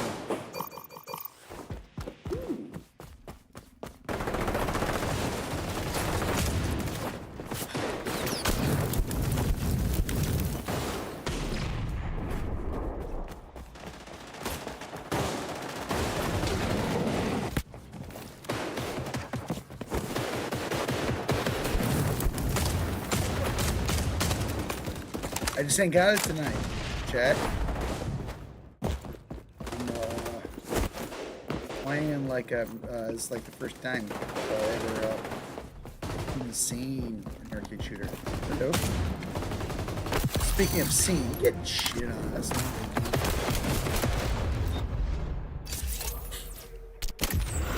I'll talk shit, I don't care. First kill, like last 30 minutes. Shit on the court. I'll talk shit. I'll be like, what up, bitch? What up, bitch? Oh, I hear a creepy crawler. I could use my powers.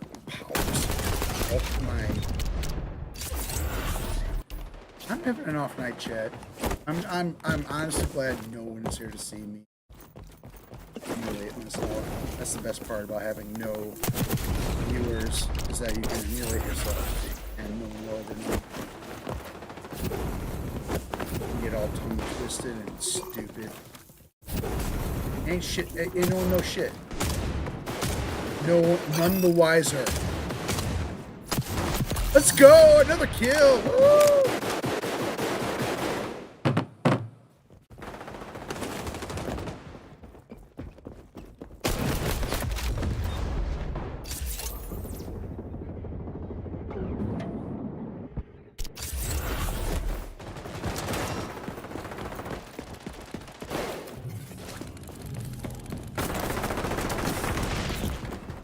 Big Ed.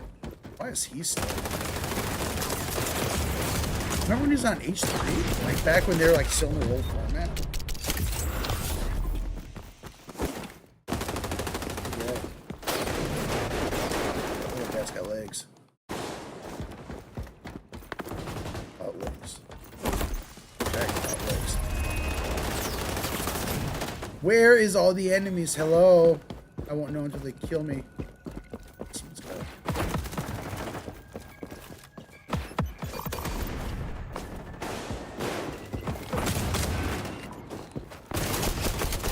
Doing worse with the marksman than I was with the sniper.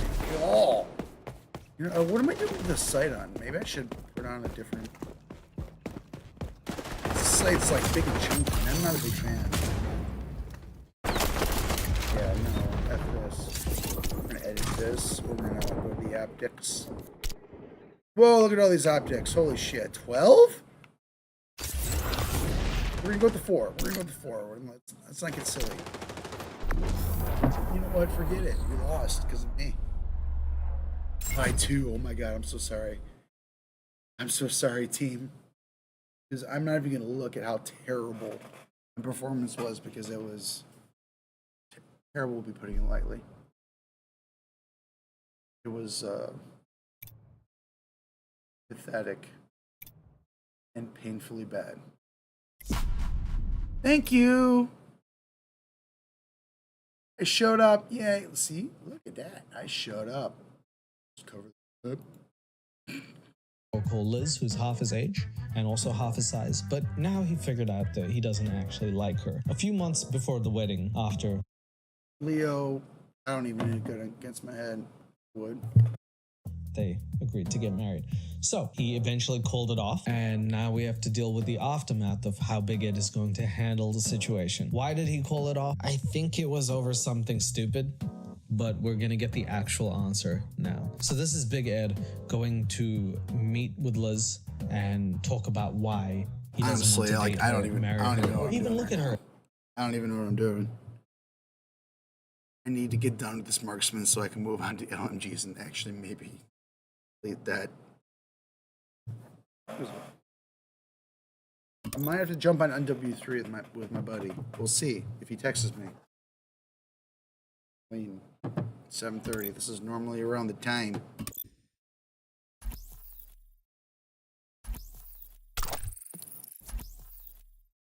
We're gonna get the random, aren't we? Definitely. That's 6 right there. That's a whole team of voting. That's 7. Woo! Let's go echelon. Anymore. Hey, how are you? I'm good. How are you? I'm great. How about a light Hey, how are you? I'm great. I'm Big Ed. on tap? A light beer. That's what you say after you insinuate that your marriage is ended and you didn't go through it. How are you doing? I couldn't be better, actually. I just dodged a bullet. I'm out of Shawshank, baby. Could this man be? Like, if I had one wish, it would be to not have a Midwestern accent. Like, in anywhere. I mean, I would Australian. I want an Australian accent. It's the sexiest accent on the earth. Any happier that he has like avoided a marriage? I've never seen someone go on reality television for this many years only to throw a marriage away down the toilet like a big piece of shit. Instead, I'm like, hey there, hey buddy, hey yo, hey ladies, hey there, sweet cakes. It's just Big Ed. It never ceases to amaze me. The taco pasta argument, or it wasn't even an argument, it was her screaming at me. It let me know to my core that this was never gonna work. Right, yeah, so they actually fought over taco pasta, which I remember saying is worth the fight because you shouldn't combine those two things. That's like combining skiing with shitting on the toilet. Status, still dog shit. Like, that's not, nobody has a portable shitting ski toilet. I don't think that should be a thing. Point is, this guy is really not doing good stuff. Taco pasta is not worth breaking up a marriage over. Neither is going to a bar to amend your marriage, so I don't know where we are in this. Yo, this Elite controller's got a hair trigger, Jackson. When I decided I wanted to call off the wedding, I called my officiant, TC. He was the first person I told. Well, hold on. So Liz was not the first person Big Ed told after he decided he wasn't getting married. The person he was going to get married to was the second person that found out about that he wasn't getting married. Okay. All right. I can see what the problem is right there. This dude felt the need to tell some random dude that he wasn't getting married before his bride to be. Okay. You know what? After years of this, I think it's expected. Big Ed, we expect some bullshit. That the wedding was off. TC immediately calling her and giving his condolences. I can see how, it may have caught her off guard. Yeah, because you didn't tell her. Oh my God. You know if you throw a ball at someone and you don't tell them and it just hits the back of their head, that's pretty much assault. You know what I mean? Like, I feel like you didn't give the most valuable piece of information to the most valuable person in the scenario, but you did tell someone else. TC, I don't know, Tom Cruise heard about it? That's good. That's nice. And Liz and I have not spoken in person since I called off the wedding, so we're getting ready to meet, and she's probably going to be upset. Yeah, because you're meeting in a You know what? I'll take it. Fucking bar. Are you seriously, dude? The amount of bad decisions right now. God, you're like me when I was a baby. This is just stupid decisions. Why are you at a bar? The waitress asked how his day was, and he's like, "Woo, it couldn't be better." In fact, I'm gonna tell my soon-to-be wife that she's soon-to-be single. So, woo. What on God's green earth was that shite?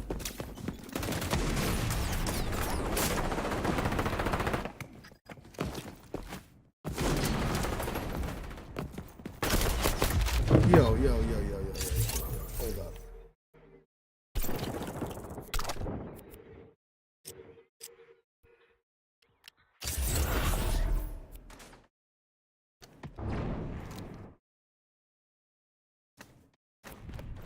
Yeah, all the settings are right. I'm just sucking proverbial fucking balls.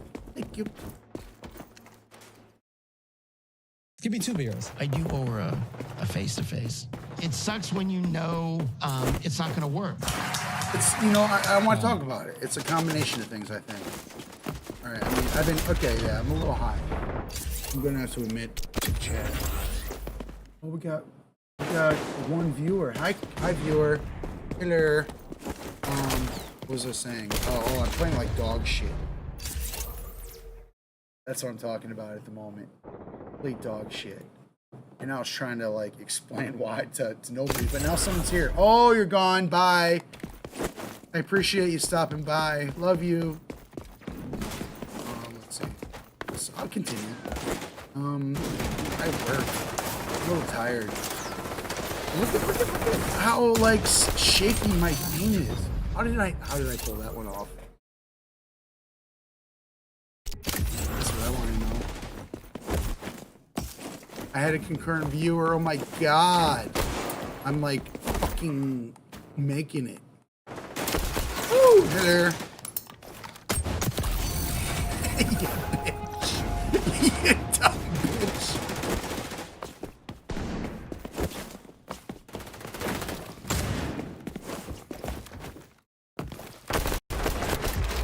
Yeah, sorry, Champions Club.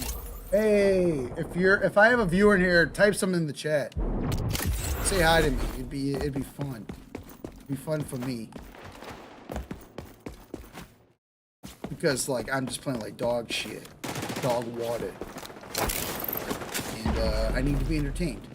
So if I've got anyone in chat, come say hi. Because I will definitely respond. Because I'm fucking in that kind of mood, baby.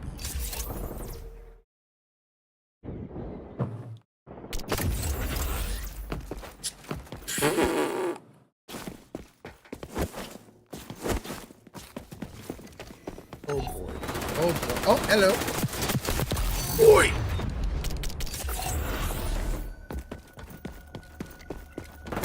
I think every American secretly wishes they were British, and every British person secretly wishes they were American. Because of the accent. Americans think the British accent sounds smart. Some of them do. Not me, you dumbass Brits. Just kidding, I love you.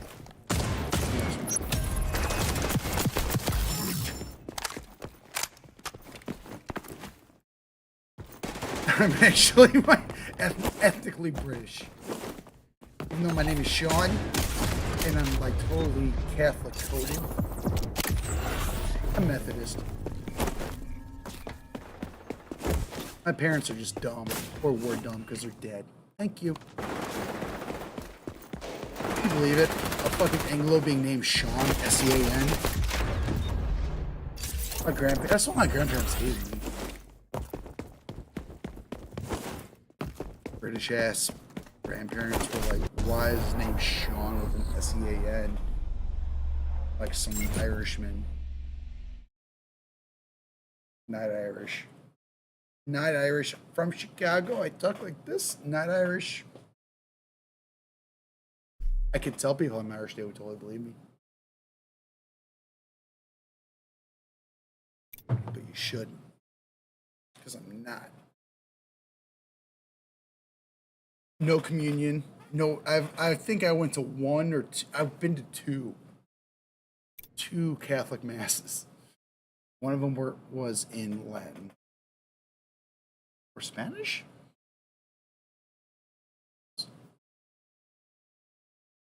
Don't ask me. I don't remember why I was at that one. It was chill though. I like Catholic mass. Chill. How many have I been to? I don't know why. Because I had like a couple of friends. But I went to church. Why? When I was a child. Childhood's weird. Life is weird. Why do you do shit like that? Oh. Anyway. Leo. We're gonna go back to Leo. Oh, man, this is Isaac Newton over here. Leo of the 16 type. You know what? If you haven't subbed to 16 Leo, Big Ad finally ends. Go sub. Get all of his notifications. Here. It sucks when they hit that bell. Sucks to suck. Big Ed, thank you for that beautiful piece of literature from Big Ed. That's what we get after watching him for 4 whole years. Okay. I want to be planning a... I really wish that one concurrent viewer I had would come back.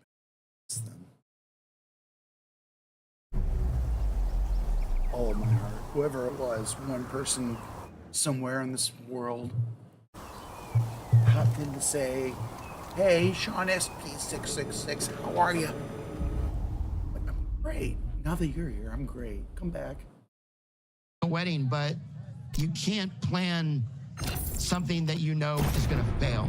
And yet you exist every day. Well, living contradiction over here. I knew it was going to fail before it started. I was hopeful, but I wouldn't bet on it. If someone asked me to put all my... If Vegas called and said, would you put your money on Liz and Big Ed getting married? I'd take the under. I'd go under the bridge. I'd put my company under. I wouldn't ever take that bet. You kidding me? That's like betting LeBron James versus a baby to see who can dunk first.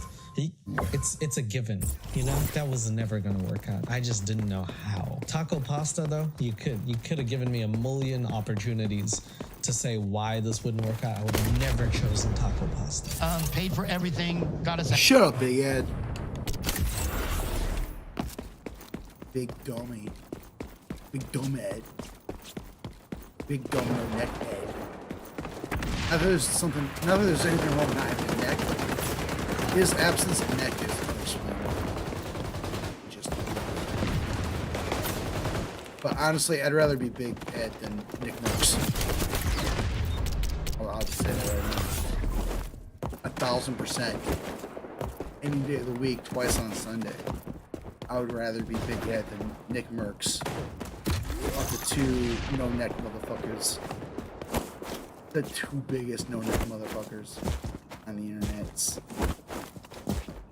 I choose Big Ed. I choose Big Ed, Nick Merckx, you no-neck bitch.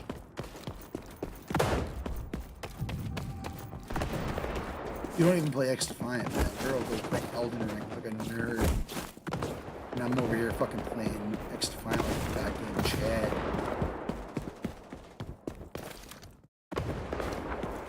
Sad, really.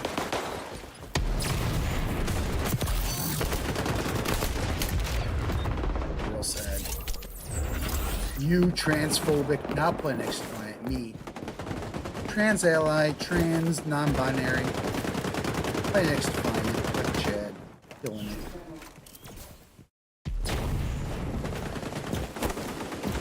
I wish you had half my...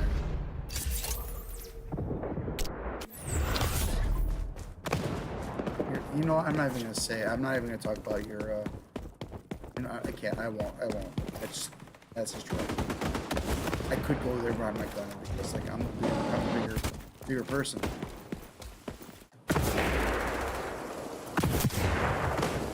Mic off. The house, spent months putting together Riley's room and planning the summer for Riley, and then she has to treat me like in front of my family. Like, okay, so Big Ed's excuse is that Liz treated him badly because of the taco pasta. She had a taco argument.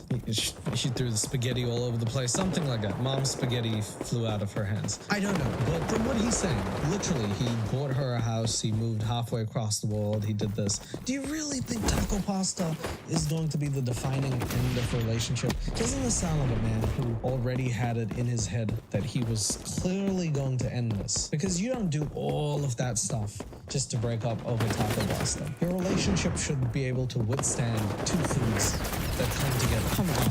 If two food groups could break up your marriage, then it was never meant to last. I was single for 30 years after my first divorce. That's a flex. I was single for 30 years after my first divorce. Oh my god. You sound like Ross on steroids, dude. After my second divorce, I was single for 40 years. I'm 92, but the bitches are still coming. And it was very difficult for me. It's not something that I want to do again. And my friend, my friend,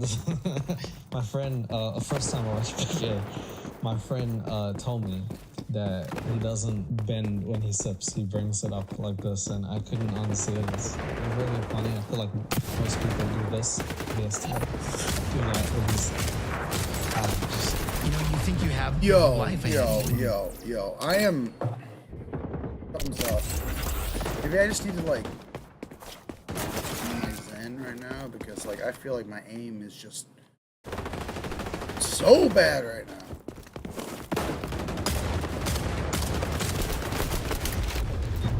Like seriously, what was that, man? Like that should have been an easy kill. Am I off tonight? Am I too tie-tie? Am I too drunk? Am I too salty? I've got other shit on my mind. Am I stressed out from work? Big Ed got no neck. Does Nick Merckx have no neck? It's all happening at once.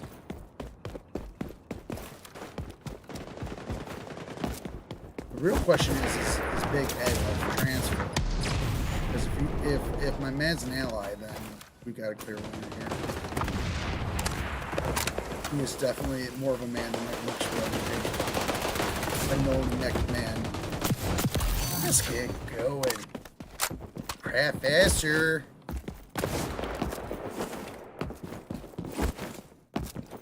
It can. This might be weird to say, but like, it shouldn't like buff the map. Like make enemies pop up a little because the dots are itty bitty. I hate to be like that. I hate to be that mini map guy, but they're just itty bitty. I can barely see. Look at that. Brighten that shit up. Make it pop.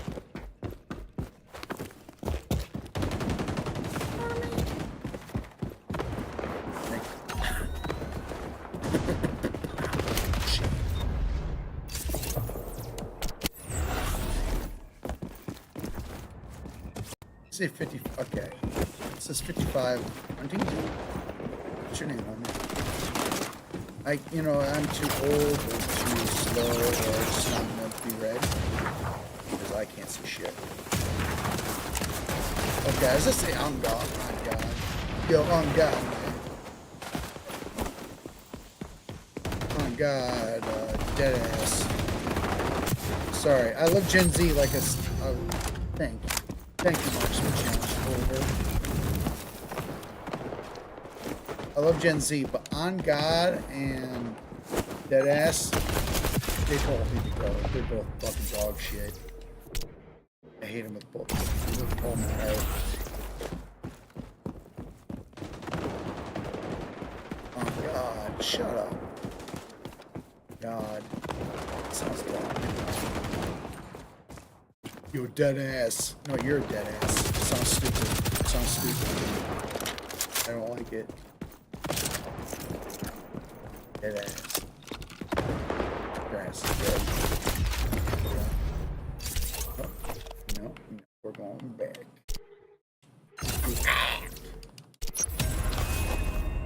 Dead ass. So happy off. Dead ass.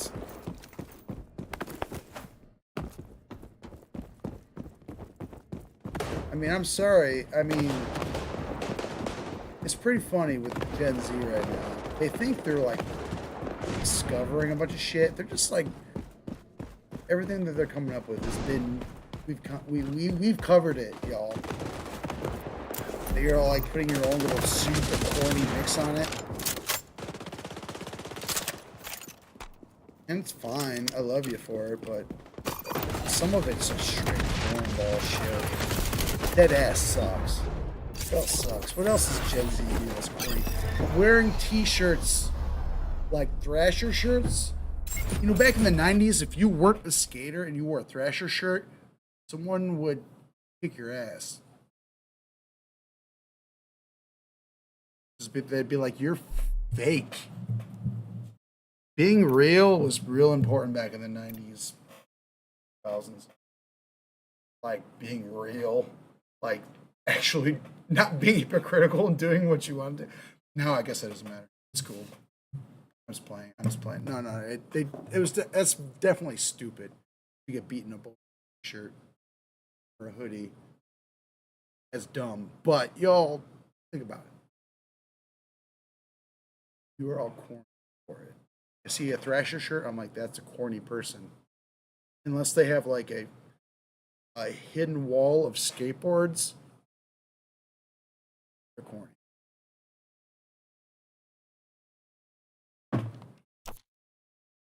heard. I gotta pee. I'll be back.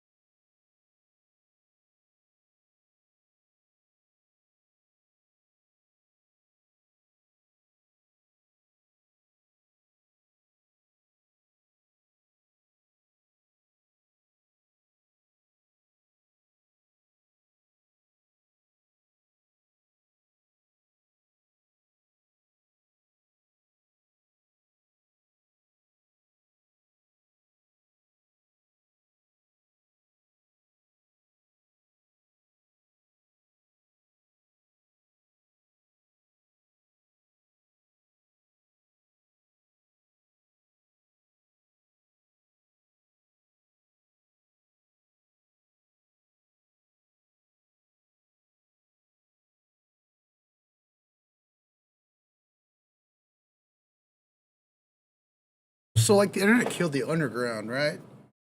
I want to play a video right now. We're going back. I gotta watch this.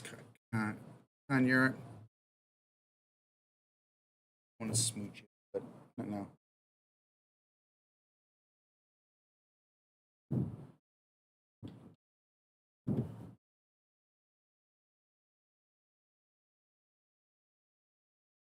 We're taking it back.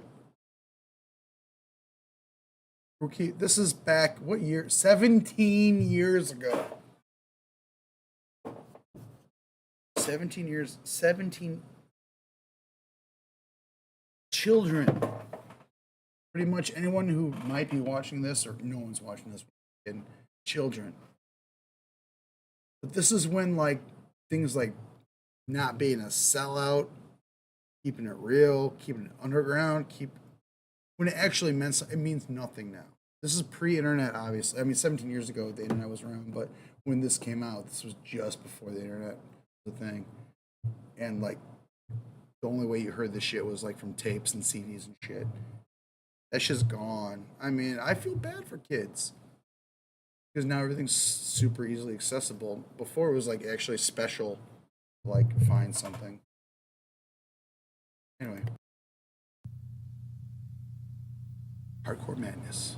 This is Sandor Weisberger bringing you a chilling expose on a violent new art form threatening the very fiber of our nation's youth. Hardcore punk. Join me as my investigation brings us to this dilapidated rehearsal room of sick of it all.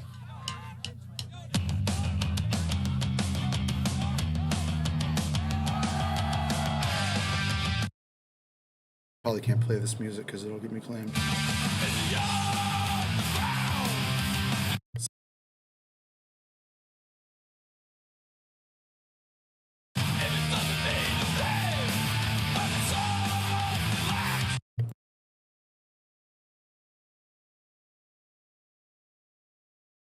The underground's gone. It's dead. The internet killed the underground. You don't. At my age, you realize that life is short, and I just can't. Because the underground's like impossible now. I mean, because like it's distribution. It's all about the distribution. Distribution was such a big deal in the 70s, 80s, 90s. Because that's the only way people heard your fucking music. Is if someone like put it on a fucking CD and put it in a store or something, or you like were able to like just get it out there, you know, through the underground, CDs and tapes and shit. But the internet, like, it changed everything. God, it's been forever, dude. I sound like an old bitch. Like literally, like 25 years ago, this all went down. I'm still remembering the old days of pre-internet music, which is.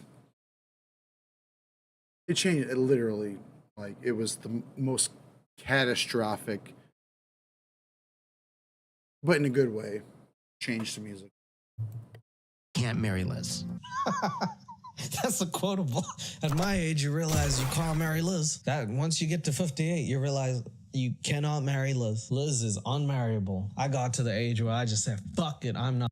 Me and Liz. Yo, Liz, if you're watching this and you are, hit me up, girl. I'm marrying that. Hit me up. I thought if anything, it would be the opposite. Like once you get to my age, you're like, I need to settle down and stop thinking that I'm 22. But Big Ed literally said the opposite. I'm geeking. I don't know how he does this. He thinks he's risen him up. Hey, what's up? Damn, I'm sorry. That's what you say to your wife who you gonna get divorced.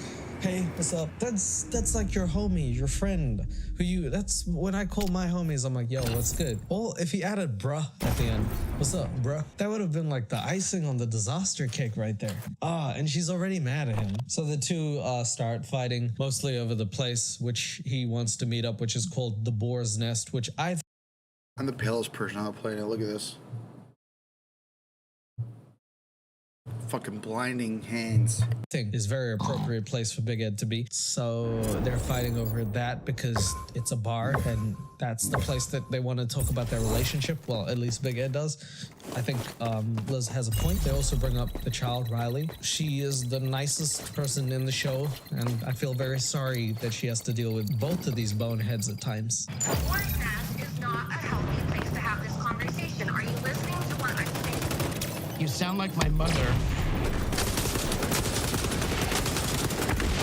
Telling wife that she sounds like a mother while trying to illustrate a conversation and justify your joke. That's a new one. Big Ed's turn when he's turned over. Let's go. Come on. All right. My God. We're halfway through this challenge. Where are you, bitches? Where are you, bitches? Nowhere. To be found.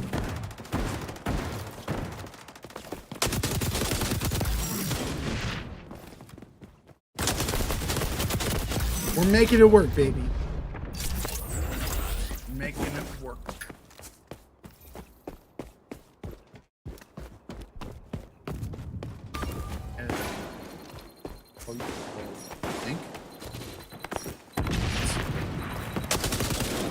Not a freaking chance. Come on.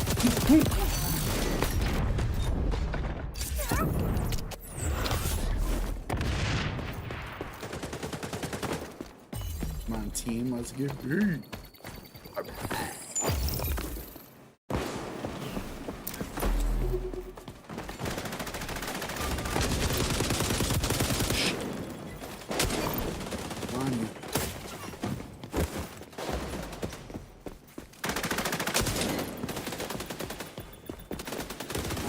They didn't need to buff this shit. I'm sorry. Not long enough. Oh, yeah. That's why I got these special headphones.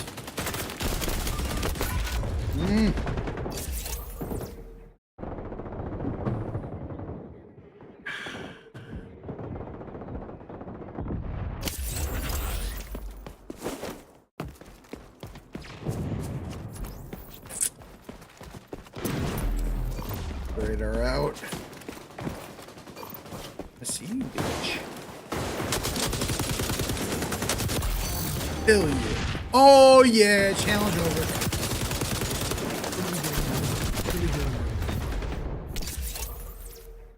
So yeah, let's fucking go crazy.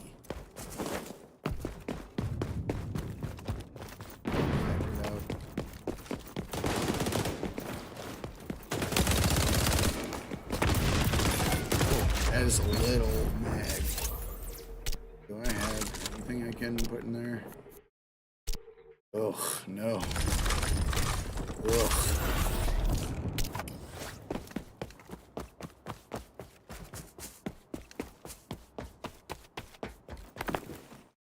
Where are these idiots?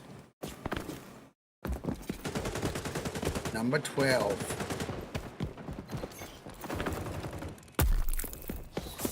So that's like 16 damage just jumping down that thing. for that. Oh my god, incendiary almost won. Look at that 1 HP. Woo! You couldn't even see it. I was on the 1. It was barely funny. My big old head blocking it, blocking my health. And should I do this so you can see the health? Why not? Okay.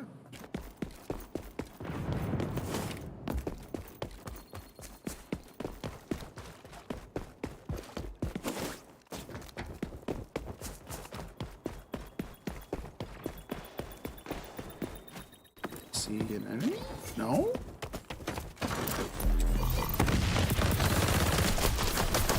Shh, little mag. Hate this mag. How many shots? What is it? 25. 25 bullets.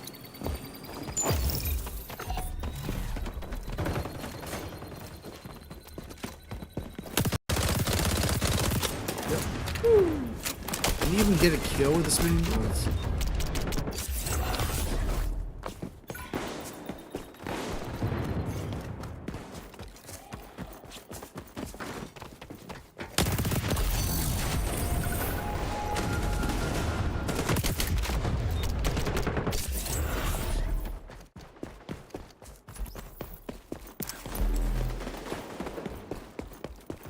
Mark Rubin, I know you're watching this because you watch everything.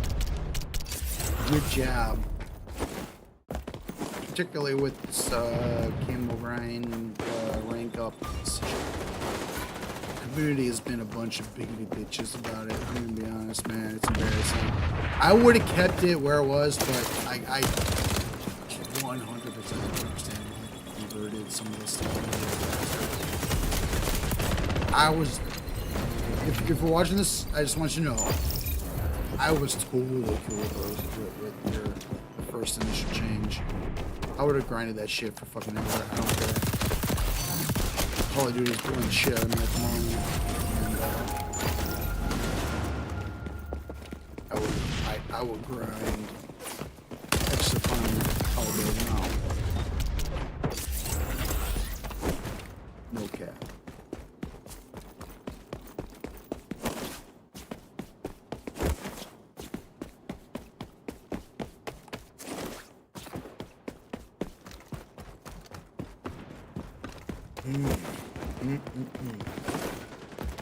This game is tasty. Very tasty. Let's go, bitch. Get fucked.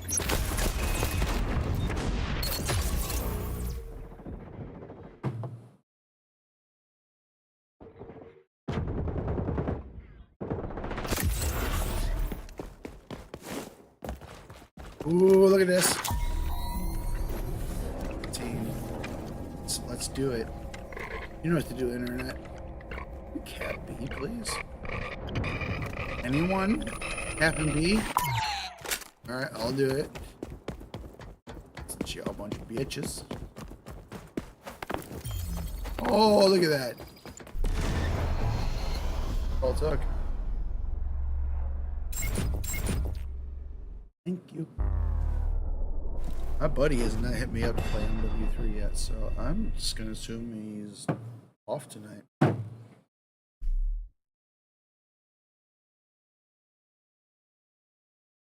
Which is fine. Woo! Thank you.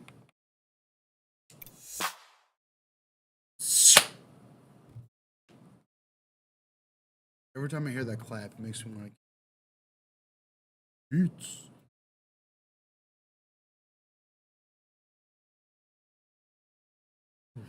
Thank you. What do y'all know about beats? Nothing. Yes.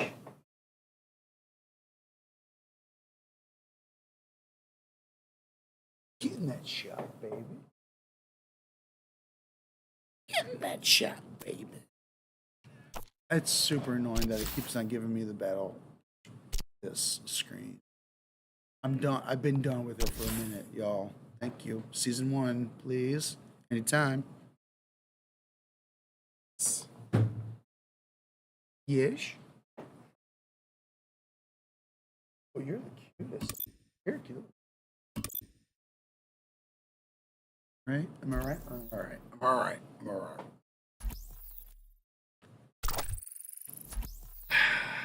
I'm not a fan of Dumbo. Because not just because of the name, because of the map too. The combination. If it had a cooler name, or if it was a cooler map, I'd be okay with it. But bad map, bad name. Or I don't know. No. Let's guess it. Retreat.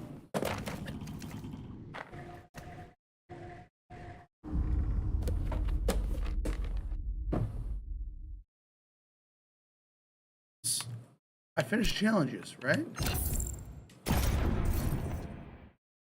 3 for 3. Let's go. And wait. Oh, wait. What am I working on? What am I working on?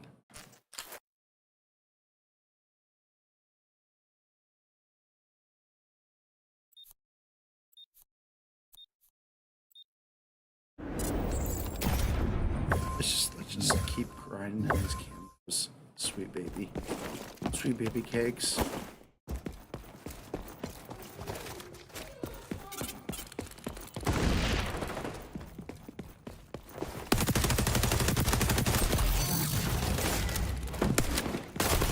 I mean, Call of Duty, I'm an SMG person, but I'm not 100% yet, but I'm feeling that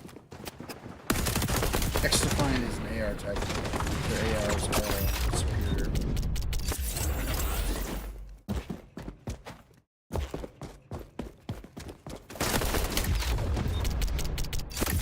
They just hit a little harder, but we'll see. This sight. Shit. I do not like the scope. I'm not a fan of that reticle.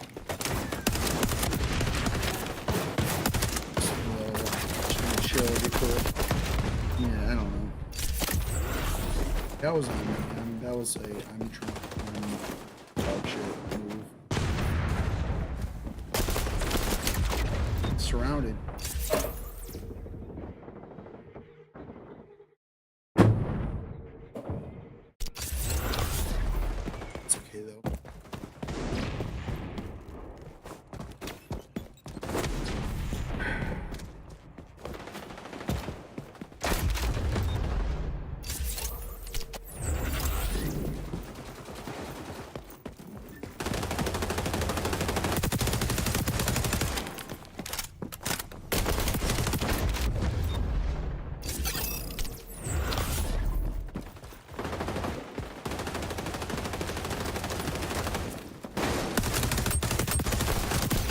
Thank you for not making that suck so much. It still sucks. Get that kill. What am I thinking the FPS gods.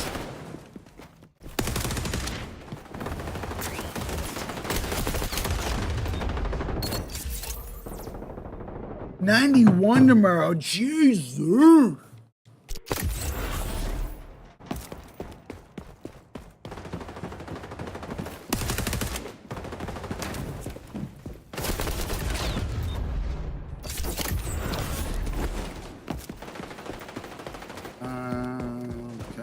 So you better already started.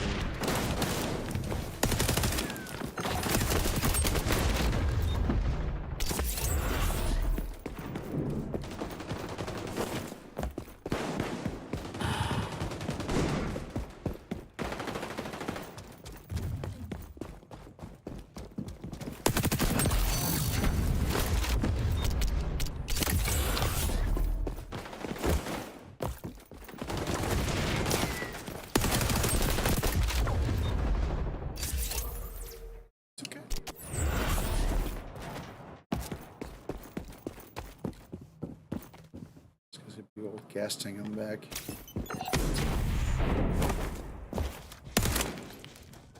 Bitch. Hello. Oh, hi. I don't even know what killed me. What was it? So I see we have a spaceship in the Wild West area. This is sick. I wish we had the skin.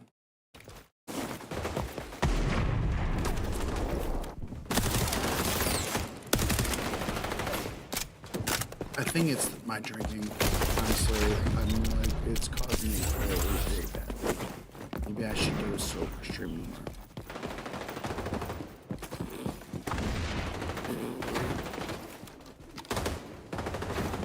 Look at this aim. My aim is just painful.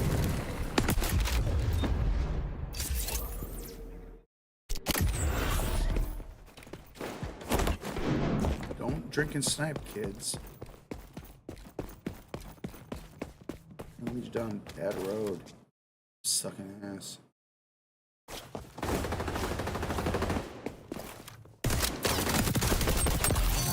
Thank you.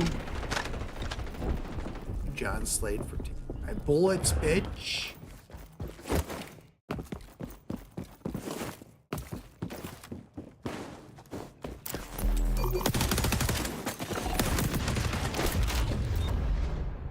That was a travesty of justice.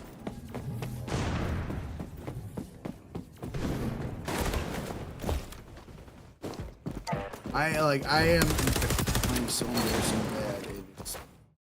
It's hurting my own personal feelings. How bad I'm playing. I don't even know what I'm doing. Look at that.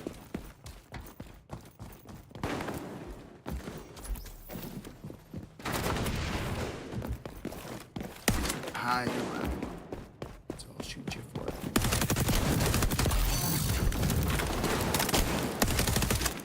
I get a double.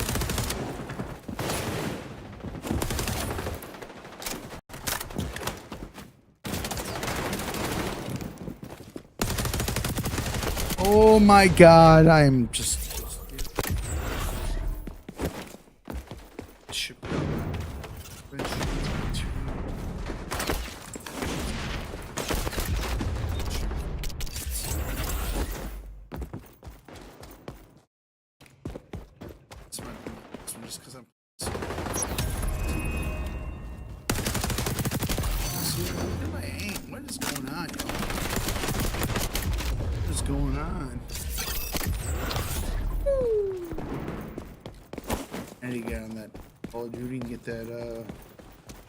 engagement-based matchmaking to give me some tighter fucking aim assist. Yo, give me those big wins, at least a couple.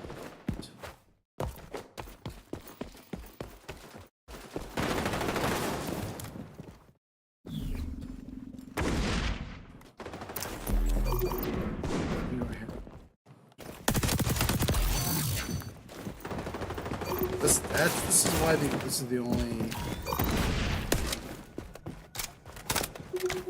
faction to use.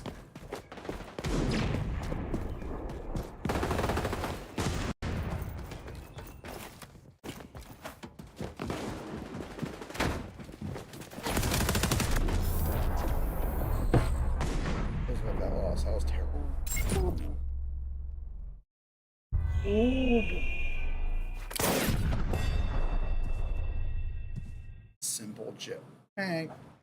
And Gen Z's corny.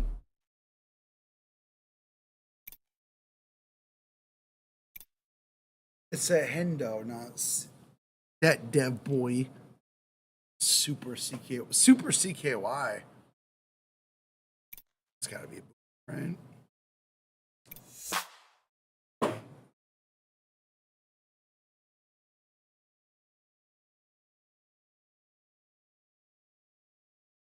We're keeping it reals. There was a time where I thought like maybe this guy could change, and now I'm listening to this conversation and it's like, whoa. I should just stop talking because everything I'm saying is of you. I don't know how many. Is he a trap? How are so many people falling for him? Why? What does Big Head have that other guys don't have, because he's not even like, you know, if he had the personality of Danny DeVito, everyone would be like falling for him. I'm the trash man. So I can't understand why they're falling for him when he has the personality of Big Ed. What is to like? Okay, no, he's a good human being, I'm sure, deep down, very deep down. But right now he's not showing it. Liz is mad. She wants to meet up, and they're not doing that. Ed tried to meet up at a bar, out of all places, to finally have a conversation with me. Did TLC really censor the picture of Liz Marie? Do you think we don't know who that is? TLC. 90 Day Fiancé. This is because everyone who watches this is in a coma or falling asleep. There's no way people are actually watching the show. There's a lot of people watching people talk about the show, but nobody's watching the show except really horrible people like myself. I don't care, Liz. We can have this conversation over the phone. I feel like Ed just going to say the same things that he's always said before. Pretty much summed up TLC in 4 years, so thanks for that. That's what I got out of the experience. He says the same thing and then does the same thing. At least he's consistent. Like, I just want to be alone. It's me, it's not you. I'm scared because I don't want this relationship to be over. Like, why? That's the question that I've been... It's like the Da Vinci Code. Why? Why is Liz trying to be with Big Ed? Because of the money. Is that what it is? Because I'm sure you can have another guy with money. I don't know how much money this guy has in his belly button. I don't know if he's a fucking leprechaun, but really, he might be a Decepticon for all I know. I don't know if he's a Transformer, but he's something, and Liz likes it, and I'm trying to figure out why she is fighting so hard for this relationship. I'd be gone in 60 seconds. So, at this point, they're arguing about it again in the bar, and Big Ed says that he's got his deposit back, so he's already done with the relationship. Unfortunately, that seems to be the end of it, and Liz really doesn't have a say in this. It doesn't seem to be an open-ended conversation.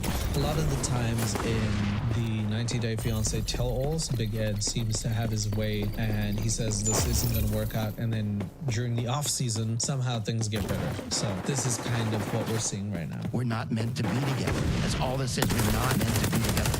I'm not saying there's anything wrong with you. I'm not saying there's anything wrong with me. We're just two separate people that it's never going to work.